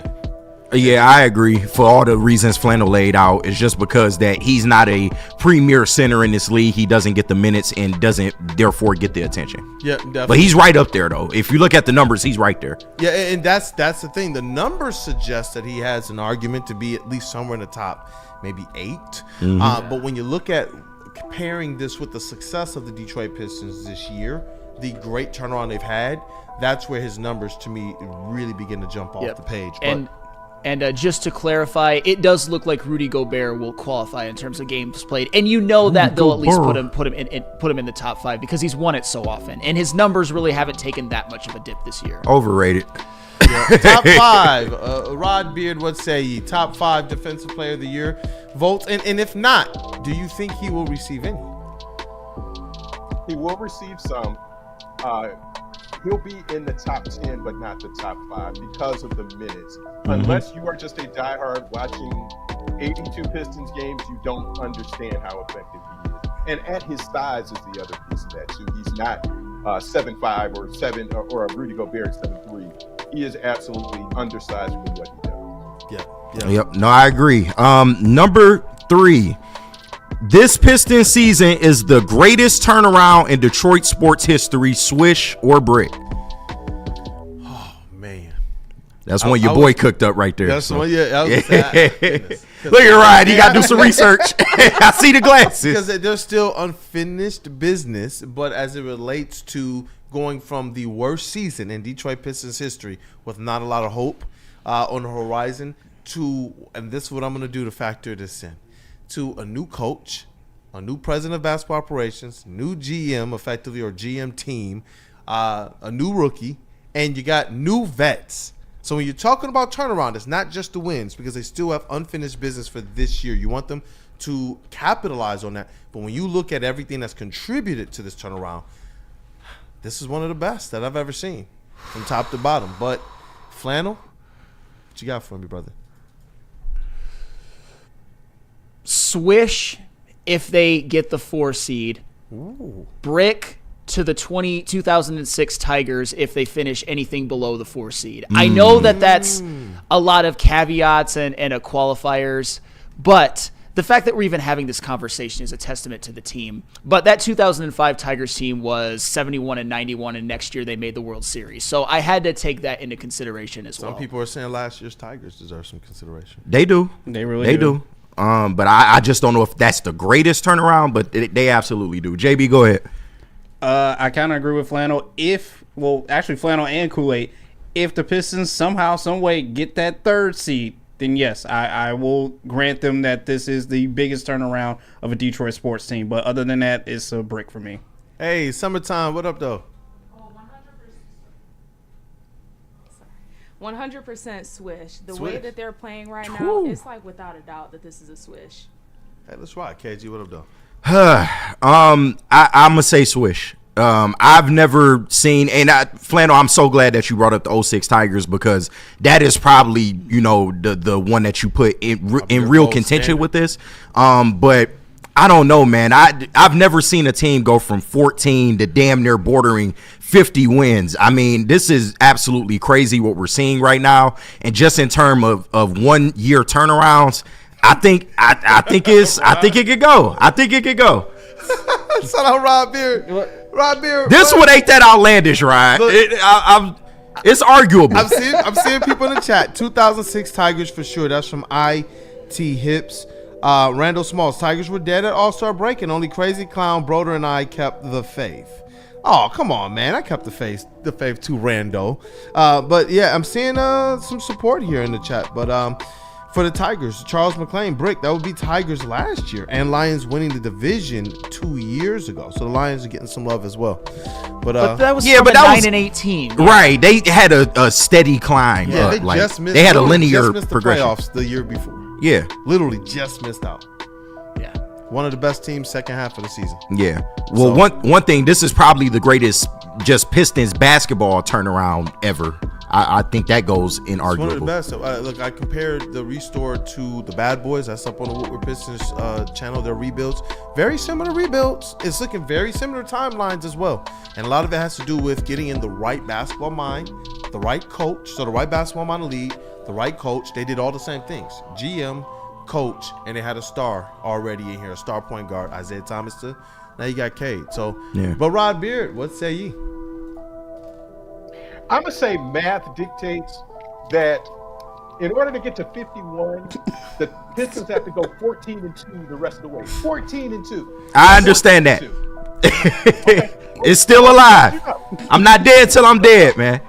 Shoot, if they get 51, then yes, swish. This is the greatest turnaround in Detroit sports history. Right, and I think it is what it is. We don't have to compare to understand how sweet this is for the Pistons to go through this and to be at this point. 14 wins. That's it. That's all we need to say. Hey, shout out to our brother Broder in the chat as well, man. Shout out. Shout out to him. Hey, Yeah, the guy Broder's finally here. walked into the building. Yeah. We got next? Yeah, we got a couple more here. Number 4, the Pistons winning a playoff series has to be the expectation now. Swish or brick? Oh. You know what? They have a new mentality. That's their expectation now. They're not trying to have a cute season. They're already like trying to skip a few steps here, and for whatever reason, it's worked. Like, I've continued to push the stat. You're talking about since 0-4 start, this team is 36 or 37 and 25. This has just been a good team the entire season. And their expectation the whole year was like not playing, but it's been postseason. It's been playoffs. So their expectation is to go in there and make a name for the Detroit Pistons, not even themselves. This is what I'm hearing from them. And this is what encourages me to believe that their expectation, as should ours, if they prove it to be it, go out there and get it done. What say ye, Flannel Sam? Yes, you've been deliberating. I love it. I see him. Whenever I can make Flannel have that little face over there, that thinking face, I love it, bro. The hair, yeah, I'm like, he's thinking. I'm just going to be very transparent. If the Pistons don't win a playoff series and Cade gets unnecessary slander, I'm going to have it both ways. I'm going to go back to they're a 14-win team last year, so I don't think I can comfortably answer this question because I want to say swish, but at the end of the day, if they lose and Cade balls out and he gets slander, I will definitely have it both ways, and I will just be honest about that right now. Flannel, if you had to pick, I'm putting you under pressure. Brick. Okay. JBSmooovv. That's the tough. I see everybody deliberate. One more time, KG, run it back for me. All right, the Pistons winning a playoff series has to be the expectation now. Swish or brick? Damn. Swish. It's not that hard. It is hard because you're proud of the accomplishments that they've done so far, but it's just like, all right, you get in the playoffs and you get bounced that first round. It's like, I think there's a difference between being disappointed that they got bounced, but the expectation, I think it's the expectation. Hey, it's summer. You got to let us know, man. Are you expecting? Is it the expectation? Pistons playoff series win. 100% swish. Oh, no hesitation. Yeah, no hesitation. None at all. How they're playing now is going to carry right into playoffs, so no worries there. See, that was no hesitation. No, Flannel is still over here. I hate that question so much. I know you do. I know you do. This is why you got your boy on the team, though. This is why I cooked this stuff up. What up, KG? I think this is matchup dependent, but I will just go ahead and say swish. Because at this point, when you just look at the turnaround, I think we'll all be upset if they go into a playoff series and they don't even compete. Like, they have to at least compete at the bare minimum, but they expect to win a playoff series, so why shouldn't we expect that as fans? And they have the team to do so. Like, we're not looking at this thing like, okay, they have no shot. They don't look like the Blake Griffin Pistons going against the Cavs of that year. Like, we knew what that was, but with this, they can compete with anybody in the NBA. And like I said, it is matchup dependent. They can't compete with the Bucks. What are we doing? Yeah. We're gonna talk about but something. Rod, this is why I said it is matchup dependent. The Bucks would give you a bit more of an issue than the Knicks or the Pacers, but overall, I do expect the Pistons to go in and compete. So I don't see why that's too outlandish. I don't. Hey, Rod, what say ye? This is a brick. This is an unquestionable brick. And this Let me get a sticky note. Let me write this down. Yeah. This is what messed up Lions fans is you get to the NFC Championship and then the expectation is Super Bowl or you had a terrible season and people are crapping on the Lions for making it to the divisional round. Like, this is, they won 14 games last year. Making the playoffs wasn't the expectation at the beginning of the year. Expectations change. Expectations change, but you move the goalposts in a season, and you never can appreciate the success that you had because you're always pushing it out further. You can't make this a Jake Bates 70-yard field goal. They had 14 wins last year. If they make the playoffs, they have succeeded and they have exceeded expectations. If they win a playoff game, they have exceeded expectations. Y'all gotta calm down, man. Nah, but Rod, nobody. I get it, Rod, because they did get swept. They got swept the last two times. This will be the highest they've finished since literally going back to those going to work. Who was the last team they played in the playoffs? Okay, I mean. No, and Rod, I get you, but I think we all are in the boat of the Pistons are not winning a championship. But you can even admit it's not out of the realm of possibility to have them win a playoff series, especially if it's against the Knicks or the Pacers. I think they have a chance. Nobody's saying they're gonna win the chip. Did you write this question? I did. KG wrote that one, yeah. The expectation has to be expectation. No, expectation has to be that they won more than 15 games this year. They've already, everything is icing at this point. Everything. It's lollipops and ice cream and whatever else. They are at 37 wins and they will make the playoffs. Who had that? Nobody. At the beginning, and people will raise their hand. But the expectation is the expectation. Now you get to the playoffs and you try to make some noise and get on the national radar. That's the expectation. Now you got Phil in the chat, KG, saying, Man. why not a championship? Yeah, come on now. Like, we gotta keep some level of realism here. But all I'm saying is that it's not crazy, bro. It's not. Right, that's all right. I got my sticky note for you too. We about to write that down. Does not expect playoff win. Got it. I mean, KG did say anything is possible as well too. So yep, tell him. Oh, I mean, okay. What would making noise be? Winning a playoff series. You say you expect them to get in there and make noise. That's what that is. 42. 42 wins. They're gonna go 5-11 the rest of the way. 42 wins. That's it. I still got that 46. Definitely. 51. Now, if they finish 43 or 44, I don't want to hear y'all mouths. Like, I was damn near spot on if that happens. I said 45, which would put them at 8-8 the rest of the way, and they got OKC twice and Milwaukee twice. So, I mean, probable, possible. Yeah. It's wild. We get to talk about a 40-plus win Pistons team. It's so great. Loading. It's so great. We have one more, huh? Yeah, we do. Or a 51-win Pistons team. Hey, the range is crazy. The range is crazy. But all I know is that we not expecting a playoff win. So let's get to this last one. Cade Cunningham is a top 3 future face of the league. Swish or brick? A top 3 future face of the league. Cade Cunningham during All-Star break, they asked him who out of these young players, as you got some of these older ones who are really long in the tooth now and no longer really carrying that mantle as effectively. You need some new faces of the league. Cade said, am I able to say me? They were like, yeah, he said to me. He believes he is number one. He believes he is the guy in line to be and can carry the face, being the face of the league. So we're going to ask your top 3 faces of the league. If you believe MVP conversation, if you're believing all NBA, and you take away the old guard, you're left with like, hey, there's Cade Cunningham just standing out right there. That's the crazy thing. Almost by default, you have to say Swish because for some reason, and I don't necessarily agree with it, but there seems to be, it's got to be an American-born player. It can't be Jokic, it can't be Giannis, it can't be Luka. Heck, SGA is Canadian as well. I don't know if that will count against him in face of the NBA, but if it has to be an American, it can't be SGA either. Anthony Edwards already said on record that he's not interested in being the face of the league. So through process of elimination, it's an absolute swish. And I don't really think that another name too, I don't think Tatum's ever going to be that either. And I like Jason Tatum a lot, just doesn't seem to really want it, or there doesn't really seem to be a desire for it. So yes, swish. Hey, what up, though? JBSmooovv.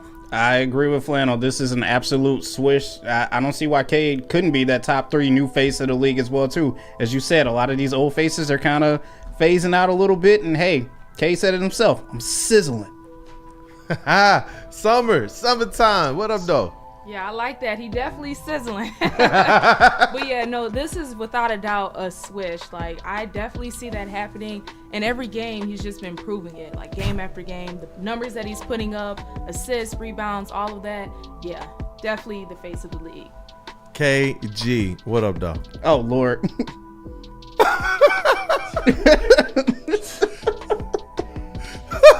Oh, my God. See, look what you've inspired. Now, I'm just saying, man. We got to keep tabs on everybody. I just want it to be equal, man. But keep tabs on everybody. Yeah. But with this one, I'll go ahead and say swish. Just because, like, to Flannel's point, they seem to want an American-born player. Cade kind of fits that mold of a, somebody that's, not necessarily flashy like an Anthony Edwards, somebody that's not going to make a lot of headlines, but he's true to the game of basketball, and you need guys like that. Will he ever be like number 1 face of the league? I don't know, because maybe you need a little more flair in that department. But when you tell the NBA story in the next 5 years, I think Cade Cunningham absolutely has to be in the top 3 players that you mentioned going forward, especially if the Pistons continue to have the success that we think they'll have going forward. And you know what? He's unbothered too. He doesn't care about anybody else's hype, anybody else's stardom, anybody else's expectations of his own. That's kind of what this one, Cade's own type. I had to cook this one up because it was an interesting thing, and I saw some of the conversations about it from some of the other national pundits when they were discussing the faces of the league, and they were like, look, you strip away the names that we've been hearing for the last decade And you're effectively looking at these players here, and I was like, why not Cade? Why not Cade? Rod, what say you? Top 3 face? It can happen. It can happen. I think it's going to take the next few years of winning and making this a constant thing, that every year we're talking about the Pistons being 51 and legitimately 51 win team. That they're in the playoffs, they make it to the Eastern Conference Finals or something like that, where he gets on the national radar and people see him for the star that he is. And he has that quiet confidence about him that he can do it. It's not like somebody who's just saying they're going to be a face of the league or be a franchise player like that. He knows it and he can do it. So I'll say swish on this. Hey, let's go. Let's go. That's kind of all the way around the board here.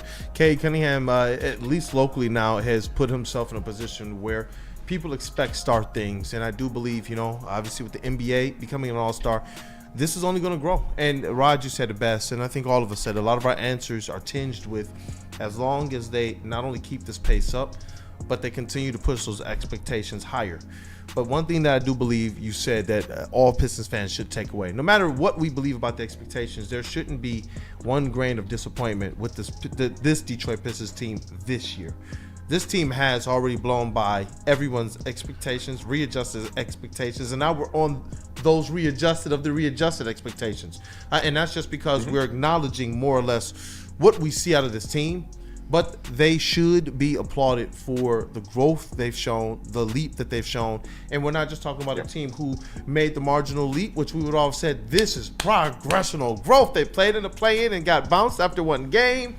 No, we're talking about a team who has just blown through all of that. So I'm glad that you were able to share those comments and kind of put that in what I believe to be its proper perspective. These Detroit Pistons, they deserve the fans' support right now. This is the identity we wanted to see from them. So any last word from you all, Flannel, KG, before we let Rod Beer get his last words in? Nah, I'm good. It was an epic day, man. You guys brought it. Hey, Rod Beer, any last words? Hey, keep the momentum and keep the energy. We're a few weeks away from this. They're talking about the Pistons being in the playoffs. It's crazy times now. It's crazy times. I know as we get close, Rod, let me know, man, when you got boots on the ground there. We're going to try and get the crew in there, and maybe we can have some fun. There's a lot of the chat family members who've been at the games, and they want to interact as well. So I think that'd be a fun time, man. That'd be a really fun time. But as always, Detroit News sports editor-in-chief. Legend. The legend, Detroit News Rod Beard, joins us every single Wednesday. And as Broder said, he said Rod Beard on Wednesdays is just one of the best parts of the week. Shout out to you, man, and we appreciate everything that you do for us. Thank you for your time, Rod. Thanks, Rod.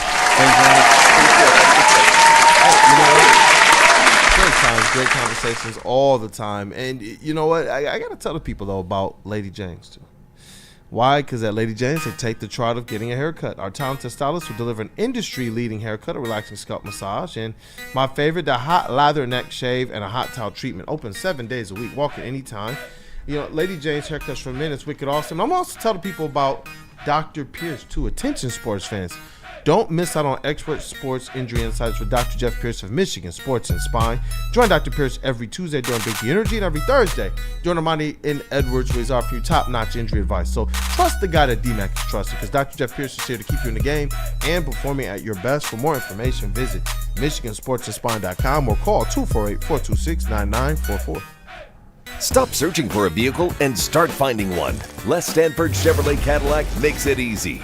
We harness the power of multiple dealerships and own the biggest selection of GM brands in the area to get you the car you need. With the Les Stanford Group, you'll have access to 4 different dealerships, providing you with more makes, more models, and more choices. We're connected to more than 1,000 vehicles, and with so many high-quality CPO vehicles available, you'll find new car quality at pre-owned prices. You can start and end your search at lesstanford.com today. Woodward Sports? Love wearing clothes? Then you should be wearing Woodward Sports clothes. Check out our full line of merch at woodwardsports.com. Just click on Shop. We have all your favorite designs, like Dan Campbell kneecaps, Woodward Golf, and of course, our own logoed out merchandise. Men, women, infants, kids, all love Woodward Sports. Impress your friends. Impress your boss. Impress your dog. Buy Woodward Sports merch today. Feldman Chevrolet, Michigan's #1 Chevy dealer, is kicking off the game with the best prices on all cars, trucks, and SUVs, like this 2024 Silverado for just $296 a month, or this 2025 Equinox for as low as $371 a month. Our locations in Novi, Highland, New Hudson, Livonia, and Lansing means we have the perfect Chevy right in your backyard. Get the home team advantage every day at Feldman Chevrolet, Michigan's #1 Chevy dealer.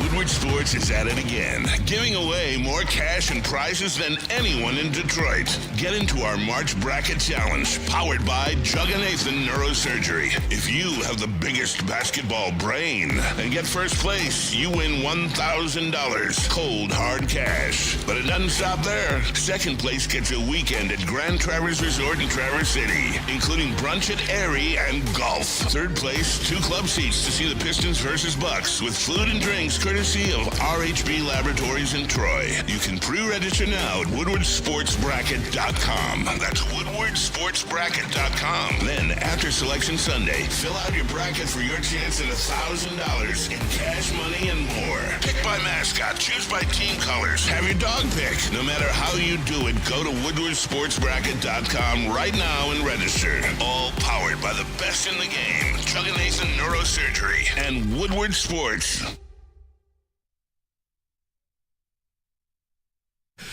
Hey, you know what? But times is a-changing. Buddy's Pizza has been serving the original Detroit-style pizza since 1946. 79 years later, they have 22 locations in the state of Michigan, and fans can still visit where it all began on the corner of 6 Mile and Conant. Sign up for Buddy's Rewards to earn points on every purchase and receive exclusive promotions. Download the Buddy's Pizza mobile app and start earning today. Add some Detroit style to your next meal. Save 10% off your entire order using promo code 10MIL. That's the number 10MEAL. Buddy'sPizza.com. Hey, Les Stanford. It's the Les Stanford Sign and Drive sale. Get a 2024 Envision for only $239 per month, or try out the 2025 Sierra Crew Cab Elevation for only $249 per month. $0 security deposit, $0 due at signing, $0 first payment, $0 acquisition fee.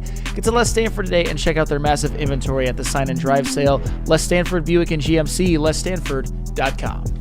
Hey, what up, though, people? Welcome back. It is Wake Up Woodward and Chat family. We appreciate you guys for choosing to be the best part of Wake Up Woodward this morning. Go ahead and smash that like button if you haven't gotten the opportunity to. And JBSmooovv, you have any updates and things to clean up before we get into the best segment with the super chat? Just one super chat to clean up with. We are so close to that free merch giveaway right now. About like $10 away, but throwing this super chat out there from Hunter Parker.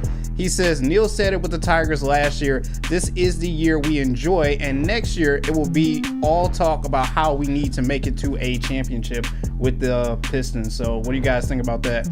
I don't think Neil enjoyed the Tigers at all last year. Because even when they were winning, damn near didn't. Even when they were winning, all he did was shit on them every single day. So yeah, I'm just saying. I literally fought that man tooth and nail, so you can never question my Tigers. Oh, I know you did. Clap back. I had to get him to raise his win total. He had him at 74, and I made him get up to 78. But that was about all it was, man. I know that we were, at least on WUW Crew, all pretty bullish about this Tigers team last season.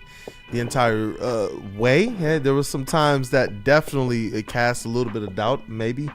But at least seeing this team kind of through and being on the train the entire time, it speaks to what Rob was saying. To the people that are locked in, you guys know exactly who the dogs are on this Pistons team, and with the Tigers being locked in the entire season, it was an awesome ride. And after that trade deadline, it was awesome to see Broder, Flannel, some guys that stood on business early. You know what? They were proven a little more right than wrong, and Broder was somebody who definitely didn't waver. He continued to call the shots, and it was an awesome Tigers season. I'm not gonna lie, I definitely jumped off at a time. Don't get me wrong, but most of us did. Most of us did. But I was more bullish on the young guys being good than a lot of people. And also, according to Neil, every single win that they ever had all season long was only because of AJ Hinch. Every hit that Riley Green had, every strike that Tarek Skubal threw was only entirely 100% because of AJ Hinch. A lesser manager would have won them 55 games. Don't leave out Chris Fetter. Hey, I'm just saying. I'm just mocking Neil. I'm not giving my opinion. No. You know what? JBSmooovv. How many away are we from that merch giveaway? Just so that the chat family knows. $10. Hey, $10 away, and you know what? About 27 likes away from another goal. Let's go. Let's get there. Let's get into what's trending. Smash that like button for JBSmooovv too. Woodward Sports MVP over there. Let's do it. And now it's time for the most electrifying segment on the internet. Bum, bum, bum. It's What's Trending with JB. Live on Wake Up Woodward. JB, you know what to do. Let's rock. What's going on, chat family? What's going on, fellas? Got some news for you guys today. I'm pretty sure everyone has seen these new era MLB hats that are currently out right now. Am I correct? Crispy, yeah. Yeah. Well, some of them are crispy. It's a good idea, though. Unfortunately, ours says D Doit on it, which is kind of ridiculous. But one of these hats has been taken down because it is actually a bad word. You guys know which one it is? Is it the Texas one? I haven't seen this. Yes, indeed. It is the Texas one. I mean, it is the Texas that's one a stretch. because Titas actually means tits in Spanish. Yeah. Hey.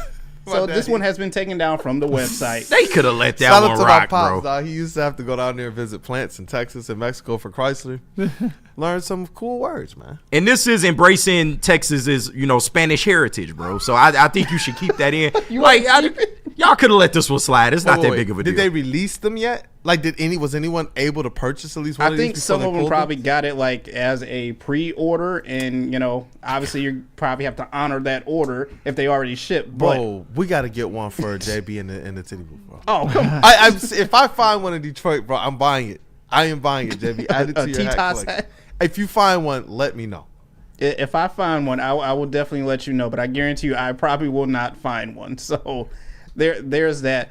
Also, I don't understand fashion. Maybe you guys do a little bit as well too, because these new boots are debuting and it's got people talking. So let me know what you guys think of this high fashion. What?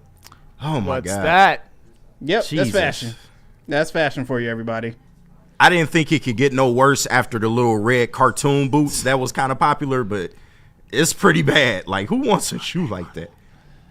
But I don't understand this. All you got to do is dress it up in those fancy wording like "Comme des garçons," and everyone's gonna want them. They're all the rage. There's some girls in China who are a little pissed off seeing these because they don't, they would choose not to wear shoes like that, but they're forced to. So. Yeah. These don't even look good. They like off-brand hush puppies. Like, I don't understand. Like who would want these? Like, hey, what size shoe are you? I'm normally a 13, but I buy these in a 16 and roll the ends up. Like, what are we doing? Fucking Rockports, man. Like, I don't understand what type of shoes Why? this is. Like, for what? Like, we're literally in the era of Hunger Games. District 1 is just like, what are we doing right now? I don't know what to say. I have no idea what to say. I mean, like, if you're a UFC fighter and you have those on, I guess. No, not even. UFC fighter. I'm saying if you're kicking somebody's tail, but it's just like, God, I don't know, bro. This ain't the world I grew up in. I'll just say that. Yeah, it's far from the world I grew up in. I know. I don't know what to tell you guys, but that's the new fashion out here. And you know what? You want those with the T-Dot's hat, huh? No, I'm not pairing that with none of this T-Dot's hat as well either. But T-Dot's? You know how I know we're getting old? Because Monopoly is removing the cash in the board games and replacing it with an app. Come on, dog. No, it's not. Yes. Yeah, I believe that. They already got a newer Monopoly game to where it's like all credit cards and stuff like that. So they already did the electronic banking. Yeah, it makes sense.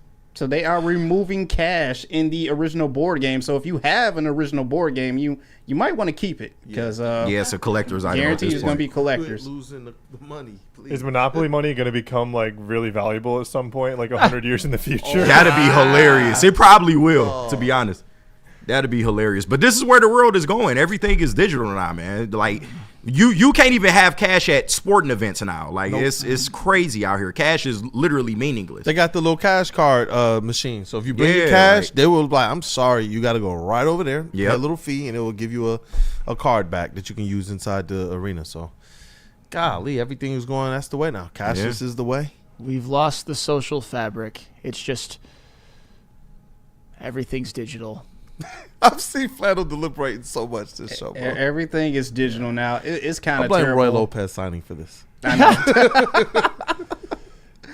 And finally, I will end what's trending with this because I told you parents before, stop doing all these activities with these kids because this hurt me. I began to pass out. Then my head hit the wall. Boom. Oh, what? The way she just sunk into the pit after that. God damn. Look at the way she just sinks in. That hurts. You had all the momentum in the world and you moved, what, 2 centimeters? Like, come on, you on a trampoline. Look where she jumped from. Like, literally 1 foot. She went 1 foot. God. Wee. That's pretty bad. Almost broke your. How do you almost break your neck at a bounce house? Like, I don't understand. Are you sure that she didn't break her neck? That's the one place where you probably shouldn't break your neck. You should be safe, but Right. no. Break your Hey, neck. you sent her a tough girl in training shirt? I mean, we might have to if she survived this. Yeah. If she's But that's it So for what's morbid. trending, you guys. Let's hop in some mail. How many of JB's videos has the person not survived? Over, under 3.5. Under. That's under. That's definitely under. just death and injury all around. Yeah. We have hit our merch giveaway though as well too. Oh, shout out. Yeah, shout out to Flannel, your favorite person once again as well too. Robert Sloppy Toppenheimer. If Malik doesn't Change your win name. 6th man of the year over Pritchard, I don't know what to say. You can't tell me the Celtics will be worse without Pritchard. We'd be worse without Malik.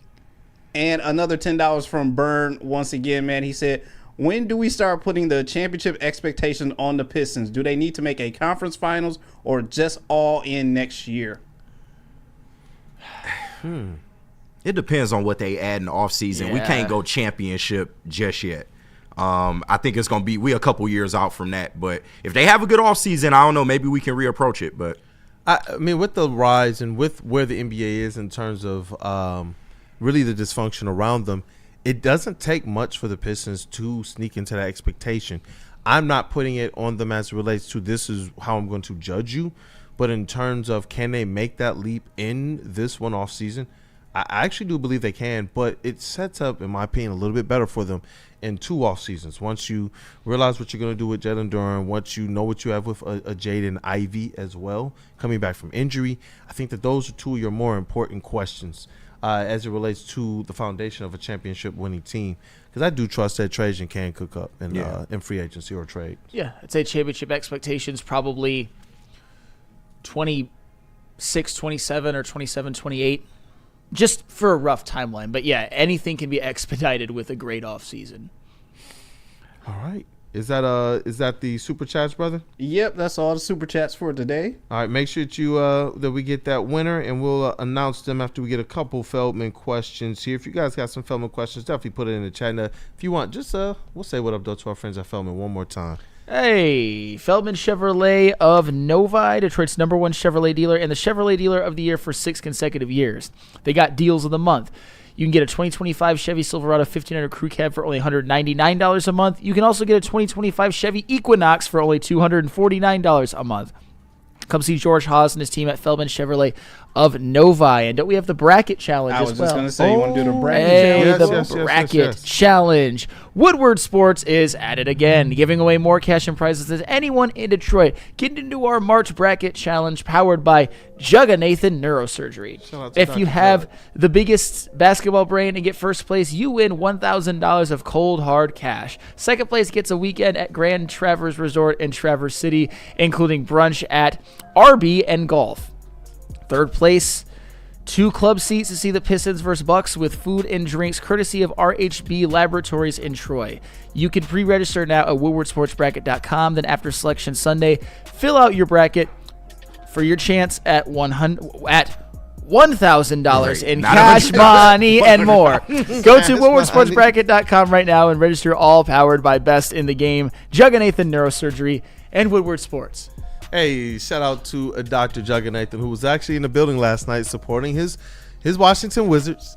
And Yuck. seeing him get beat down, he did have a good time. He had his kids out there as well. I told him, man, if he's going to be at the Thursday one, we'll definitely get some content with Dr. Jug and Nathan. He's joined the show. He's joined the network. He's also one of our sponsors now as well. So shout out to him. Great person just overall, and does great work here. Remember, some of our chat family members even were like, wait, that's our doctor. So it was pretty cool to see just exactly how small this world can be. But we do got some Feldman questions here. Mike G. Feldman's Mel's sack.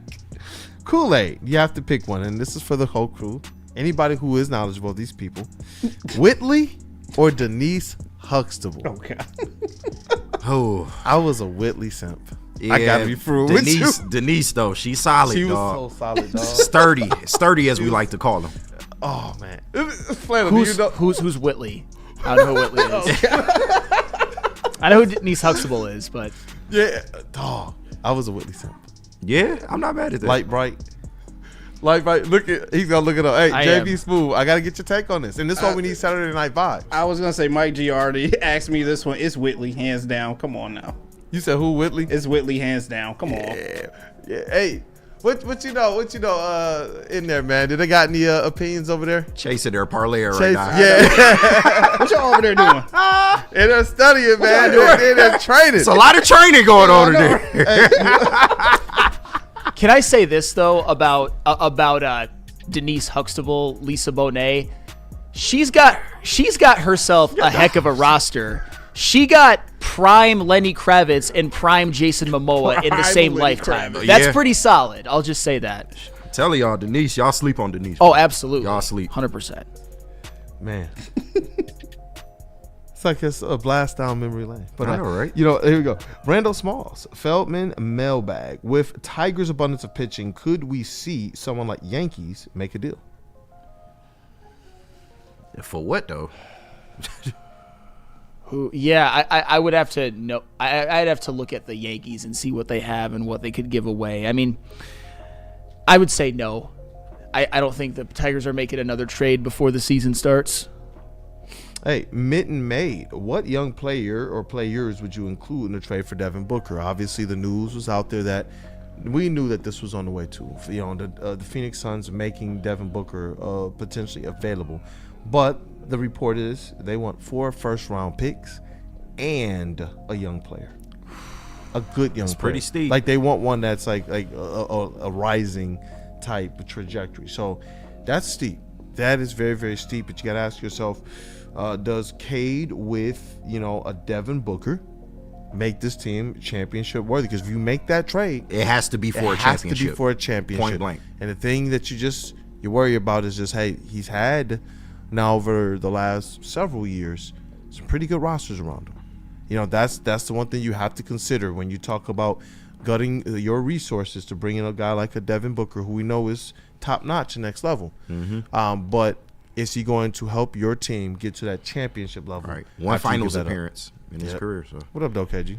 I don't. 4 first rounders is a tad bit steep, and I know the NBA in terms of first round draft picks, they kind of get thrown around, but I don't think that's a move that you need to take lightly because once again, like you said, if you bring a Devin Booker in here, the expectation is NBA Finals, and it can't be anything less than that. So if you were to pair him with Cade, and I don't know what other young asset would you give up in a Devin Booker deal, but if you can retain Cade, get Devin Booker, still have Duren, maybe we're talking. But I don't know, man. That's a steep asking price. If I were to say one player, and I know people are gonna copy paste this, call me a hater of this guy for the rest of the time because I know how that is when it comes to me. Ron Holland. Ooh. If it's 4 first rounders in a player, I'd say Ron Holland. You think they want Ron Holland? No offense. Well, we can throw on Tobias. Well, I think that player would have to be either a Jaden Ivey or a Jalen Duren. They want something of substance. All right, well then.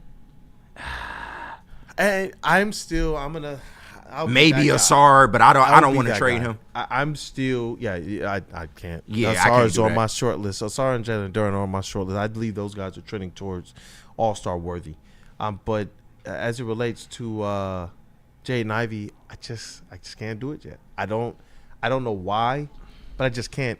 There's so many different opinions about Jaden Ivey as a player on both sides, and he hasn't even really had the opportunity to play within a real basketball system. He grew up in basketball systems. You see JB Bickerstaff get here, and he had already improved the efficiency. We went through this the last 15 to 16 games of last season. Jaden Ivey was an efficient scorer of the basketball, period. And he was an efficient basketball player. He brought that into the season. They wonder if momentum can carry over.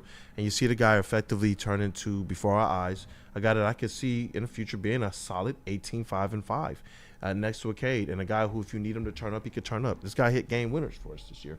This guy put us in position to have wins this year. Earlier in the season, before the offense started to really churn, it was an offense of Cade getting blitzed. Yeah. Hope he doesn't, hope the turnover problem doesn't get too high. And Jaden Ivey being able to make something work, playing effectively 4-on-3 basketball after Cade passes out of the double team. And I don't know. I like the pairing. I like his skill set specifically next to Cade's. And I would rather see a little bit more. If it was maybe less draft picks, maybe it's more enticing. But when you're talking about 4 draft picks and a guy like an Ivy, that gets really, really That's tough. But I mean, if you acquire Devin Booker, where's Ivy's minutes on this team? Like, what do you do with him at that point? He would be the odd man out because you're getting in return a very, very good 2-guard in this league. Can you keep him? Yes, but he would have to come off the bench at that point because Cade's not. He's the starting point guard. So, and I don't think you make Ivy play the 3. He's too small and not good defensively. So you don't. Not good enough. Booker's not necessarily a surefire 2. There are lineups in which those guys can work, but then you get into the notions of then as a SAR, is he a guy that could play the 4 similarly to a Jeremy Grant? And so you're right. There's going to be it'd be a log if you brought him in. I'm more along the lines of I kind of want to see these players. I kind of want to see where they can go. Like, I don't want to put necessarily a cap or a limit on a Jaden Ivey because I agree. He's only improved. Period. People said he can't shoot. He showed he could shoot. People say is he a facilitator? He showed he could facilitate. Yeah. A lot of Cade's over the last couple of years in the games they played, Cade was receiving a good portion of 3-point attempts from Jaden Ivey off of Jaden Ivey looks, and that's why I'm like, I kind of want to see this. Why do we believe Jaden Ivey can't be a guy that has that all-star level potential as well? No, I absolutely agree. I want to see it through. If you're going to make a move for a star or a higher tier player, I would much rather it be at the forward position because I feel like either at the 3 or the 4 spot, you can find ways to supplement maybe a star player in that capacity. Oh, I'm losing capacity up there because I've had to deliberate for like the 18th time. We've been making you work today. Yeah, you're working have. for that money. This is a tough one, man. This is a tough one. It really is because Devin Booker is a special player. Yeah, because if you were to ask me, you have to trade Ivy, Duren, or Asar. I would rather trade Ivy than Duren or Asar, but that does not necessarily mean I'm saying ship Jaden Ivey out of town right now. It's just a preference over. He's not as untouchable to me as Asar or Duren. Yeah, and Weezy D313, if we trade for Devin Booker, would you expect us to just be a conference final team? Like, I don't understand what you getting at. Like, he's an Ivy bro. But here's you the don't thing. make a trade like that unless it's to get to the finals, bro. Like, he's a superstar in this league. Yeah. If you do it, it has to be for Super Bowl. It has to be for a Super Bowl championship expectation. You do that deal, are you putting yourself in position to get the 4 that you need on this team to also make yourself bona fide that? Yeah. So it's not as easy as Robert Sloppy Toppenheimer makes it. He's not Shout Devin out. Booker, and he's not going to be. Booker plays D and can relieve Cade on offense. Perfect player for the same. I promise you Jaden Ivey did that this year. Yeah. I promise. He played That's a defense, fact. and he did relieve Cade Cunningham. He cost a whole lot less, and you're not giving up your next 4 or however many first-round draft picks to have him. That's where my pushback is, and I'm not even saying that you don't want to see what would a Devin Booker do in that position. What I'm saying is when you attach the 4 first-round picks and a player of promise like Ivy, that's where it makes me sweat just a little bit because those 4 picks could go and get you an actual 4 without having to give up Jaden Ivey. That's where I'm just like, think about the ways that Trajan can cook here, especially with young players who it might become a little bit more affordable to bring back a Jaden Ivey now versus the trajectory that he might have been on to start this season. So it's interesting one because I also don't want to downplay who Devin Booker is. That's the thing. I'm not as bullish on you've got to trade for Devin Booker or else. Mm-hmm. Would I be mad? Certainly not. Am I pounding the table for it? No. Not even close. Especially 4 first rounds in 4 first rounds in Ivy. That is a big. That's steep. Tough. Like what? That's what I mean. Like what? It has to result in a championship if you're giving up 4 first-round picks. And Robert said, how many 20-year-olds does this team need? Well, when they're literally showing to be a little bit more mature, you know what? Hey, if they can run and this is a team you can build with and say this is our core for some time, I'm for that. And I agree with that. You know, there isn't a place for a lot of younger guys. Maybe Devin Booker just isn't the move that you need to make. Maybe he's not the player that you bring in to help push this thing over the top. That's the point we Mitten made. So 3 firsts for Lauri Markkanen. Like I believe it would take less to get a Lauri Markkanen. Yeah, probably 2 first rounders and a player. And that's what I'm saying. When you kind of look at the landscape of players that have been disgruntled, do you guys? There's 4s out there that have been kind of dangled for the last several years. That if you paired them with an Ivy and a Cade and a Duren and a Sarr, you're looking at a pretty. Really, really good lineup. And we good in the guard category. Like we have very, very good guards here. I don't think that's where this team is suffering at it. I would like to see another forward in here. Hopefully one that can score the basketball because that's what this team needs. That's kind of that's my perspective too. But I know we got to wrap up. We got the legend T Foss in the building too. JBSmooovv. Do we got that winner? First time seeing this name in the chat, so shout out to you. Let's go with Hunter Parker for our merch giveaway. Hey, shout out. Parker, I think he gave a $10 super chat today as well. Yes, Thank you all for the support. A lot of people hit that like button today. I was sitting about 19 away from our plus goal today, man. So they already hit the first one and they're on their way. So shout out to you, chat family. It's been a day and it's been a show. And shout out to Hunter again. Email me, kool-aid@woodwardsports.com. We are working through and make sure that everybody's going to get their merch who has won. And I saw a couple of them that came to my Instagram DMs as well. Didn't see them right away because they go to some other inbox. But we also have you guys taken care of as well. So you will be getting some communication and correspondence. But once again, congratulations to Hunter. And thank you all for helping us reach that minimum goal. Trying to get to Vegas as a crew to cover Summer League on a credential basis, and it's going to be an awesome time. So, is that a show? Oh, yeah. Hey, you know what? Let's break this thing down. Went overtime again, man. I love it, but it's for the people. Let's rock. Hey, that's butter. Shout out to our brother Matthew Broder. He was in the chat heavy today, man, and holding it down. Love you and appreciate you always, and that dude Justin too. But let's get this thing going. Oh, over here in the sound booth, we got Cavassier Chase. And we have Summer, who's training it up in the sound booth. What up, though? What up? Yeah, it's springtime outside, but it's summertime in the audio booth. I hope you guys have a good one. I'll let her take it. My man having too much fun. That's the best line I heard. Bars. But yeah, Detroit versus everybody. Let's keep it going, man. Let's keep it going. Hey, Woodward Sports MVP in the TD booth. What up, though, JB? We got to get you that Tita's hat. In the Tita's booth.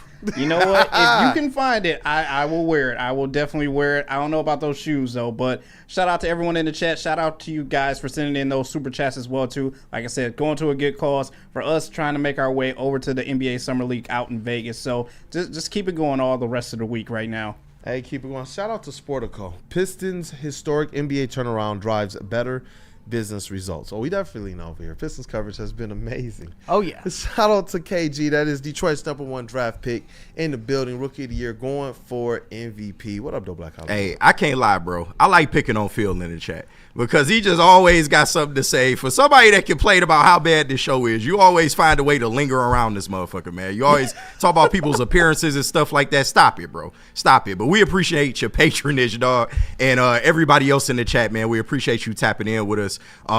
And just shout out to my team, man. Love y'all. Let's keep this going. Hey, let's rock the vet of the squad and the vet of the network. That is Flannel Sam, Red Wings correspondent, all sports knower, Detroit Pistons lover, and Go Blue. What up, though, brother? Hey, well, 2 things. One, with Izzo in front of you the whole show. Yeah, don't like that, but respect State's season for sure. 1, Red Wings better win tonight, or else. I don't know how tomorrow's morning show is going to be. You're going to bang your head on the table. I suppose if you want to root for radio, root for them to lose. But no, they need to win. And at KG, Thank you for calling out that fraud, Phil. Yeah, Nobody man. talks more and stands on business less in the chat than I Phil. swear, bro. But we picking on him if we call Oh, him out. Right, like, come on, man. Sam gave me the finger one time. Wah, how can you do that? Stop talking crap about, like, you're literally making personal attacks in the chat every single day, and I can handle it, but, like, this whole playing the attacking victim the show, stuff. but you watch. Like, come on, man. Turn the channel off, man.